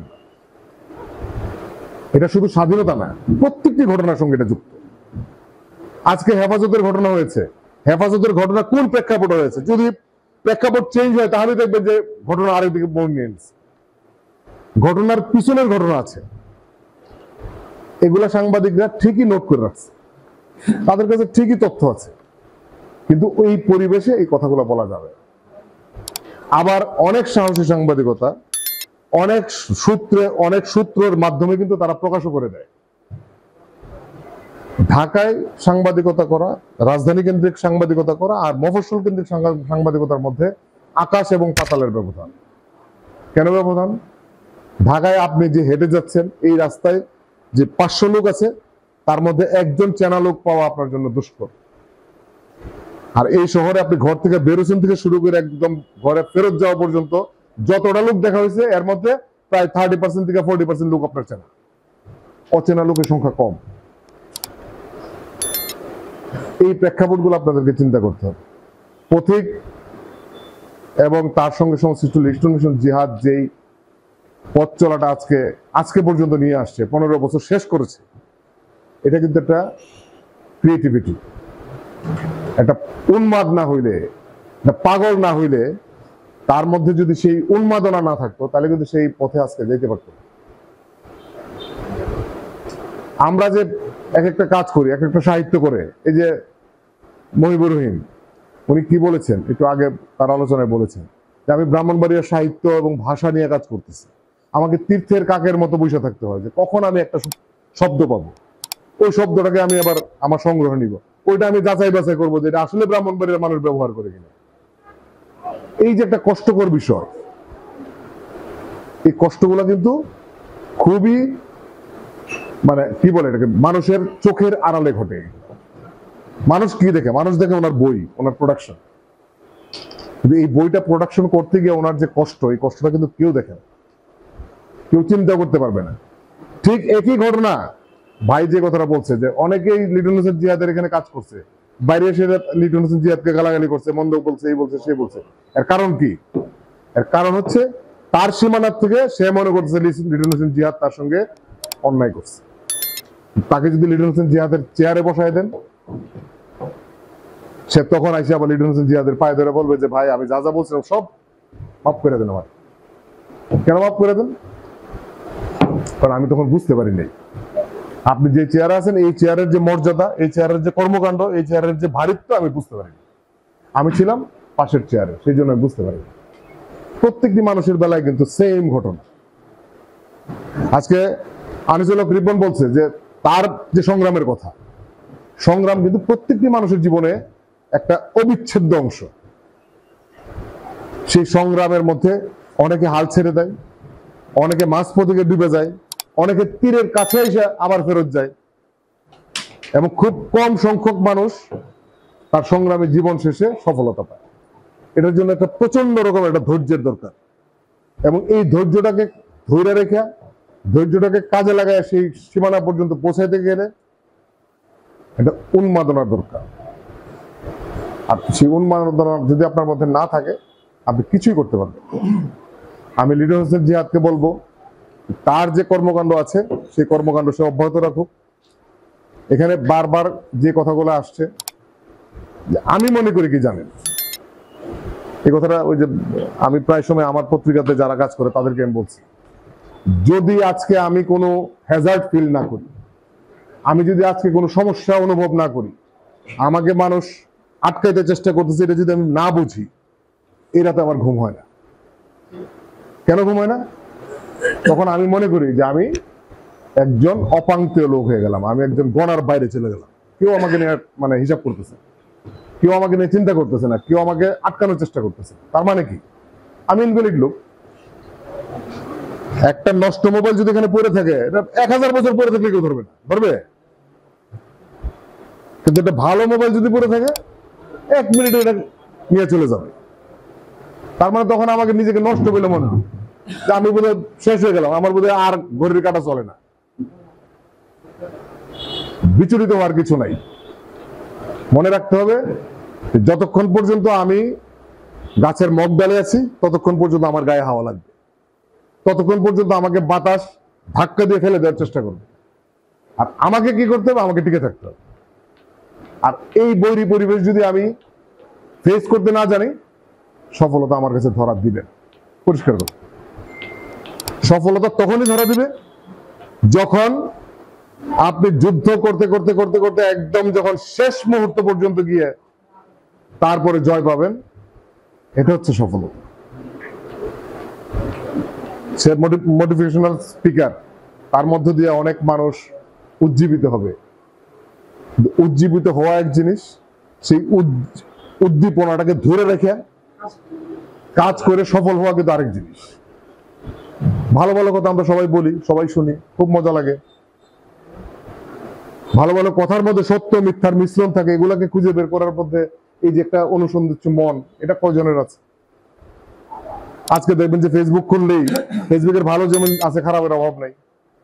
ফেসবুকে আপনি জান দেখবেন যে আল্লামা ইকবালের নাম দিয়ে এমন এক কমেন্টস লেখা রয়েছে, আল্লামা ইকবালের 14 গোষ্ঠী এই কমেন্ট সম্পর্কে জানে না, লেখা রয়েছে নিচে লেখা রয়েছে আল্লামা ইকবাল। আরো মজার কিছু জিনিস আছে ধর্মীয় ভাবে এটা যুক্ত। এগুলা একটা কথা লিখেছে, বলেছে আল হাদিস। আরে ভাই, হাদিসের কোন জায়গাতে এই জাতীয় কোনো কথাই নেই। এই যে অপপ্রচার, এটাও কিন্তু খুব মারাত্মক জিনিস। আমি অনেক লম্বা করে ফেললাম আমার বক্তব্য। পথিকের এই যে 15 বছরের যে পথ চলা, তাকে বেস করে তার আগামীর পথ চলা আরো সুন্দর হোক। তার প্রত্যেকটি ভালো কাজের সঙ্গে আমরা যুক্ত থাকতে চাই এবং আমরা আশা করব যে সে তার কাঙ্ক্ষিত লক্ষ্যে পৌঁছাবে এবং তার মাধ্যমে এই জেলার মানুষের, এই জেলার তরুণ প্রজন্মের, যে বিশেষ করে অনলাইন ভিত্তিক যে সকল ব্যবসা বাণিজ্য আছে, অনলাইন ভিত্তিক যে সকল কার্যক্রম আছে, সেই কার্যক্রমে তাদের অংশগ্রহণ বাড়বে এবং পথিক একটা আইকন হিসেবে ব্রাহ্মণবাড়িয়ায় প্রতিষ্ঠিত হবে, সে আশাবাদ ব্যক্ত করে আমি আমার বক্তব্য শেষ করছি। ধন্যবাদ সবাইকে। আসসালামু আলাইকুম। ধন্যবাদ। খুব সুন্দর এবং গুরুত্বপূর্ণ আলোচনা করছেন। আমরা অনুষ্ঠানের শেষ প্রান্তে এখন সমর্থনের বক্তব্য দেবেন মহিবুল রহিম স্যার, এবং এরপরে আমরা ক্রিকেটের অনুষ্ঠান শেষ করব।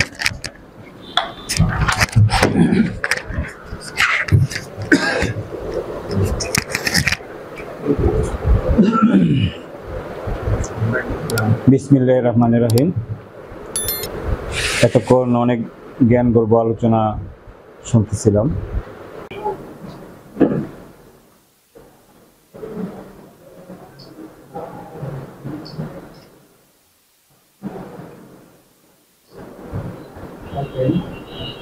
ঠিক আছে, ইব্রাহিম ভাই একটু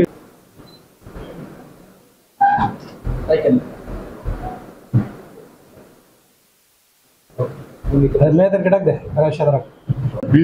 আর এটাই খা, বেশি তো অজম হবে।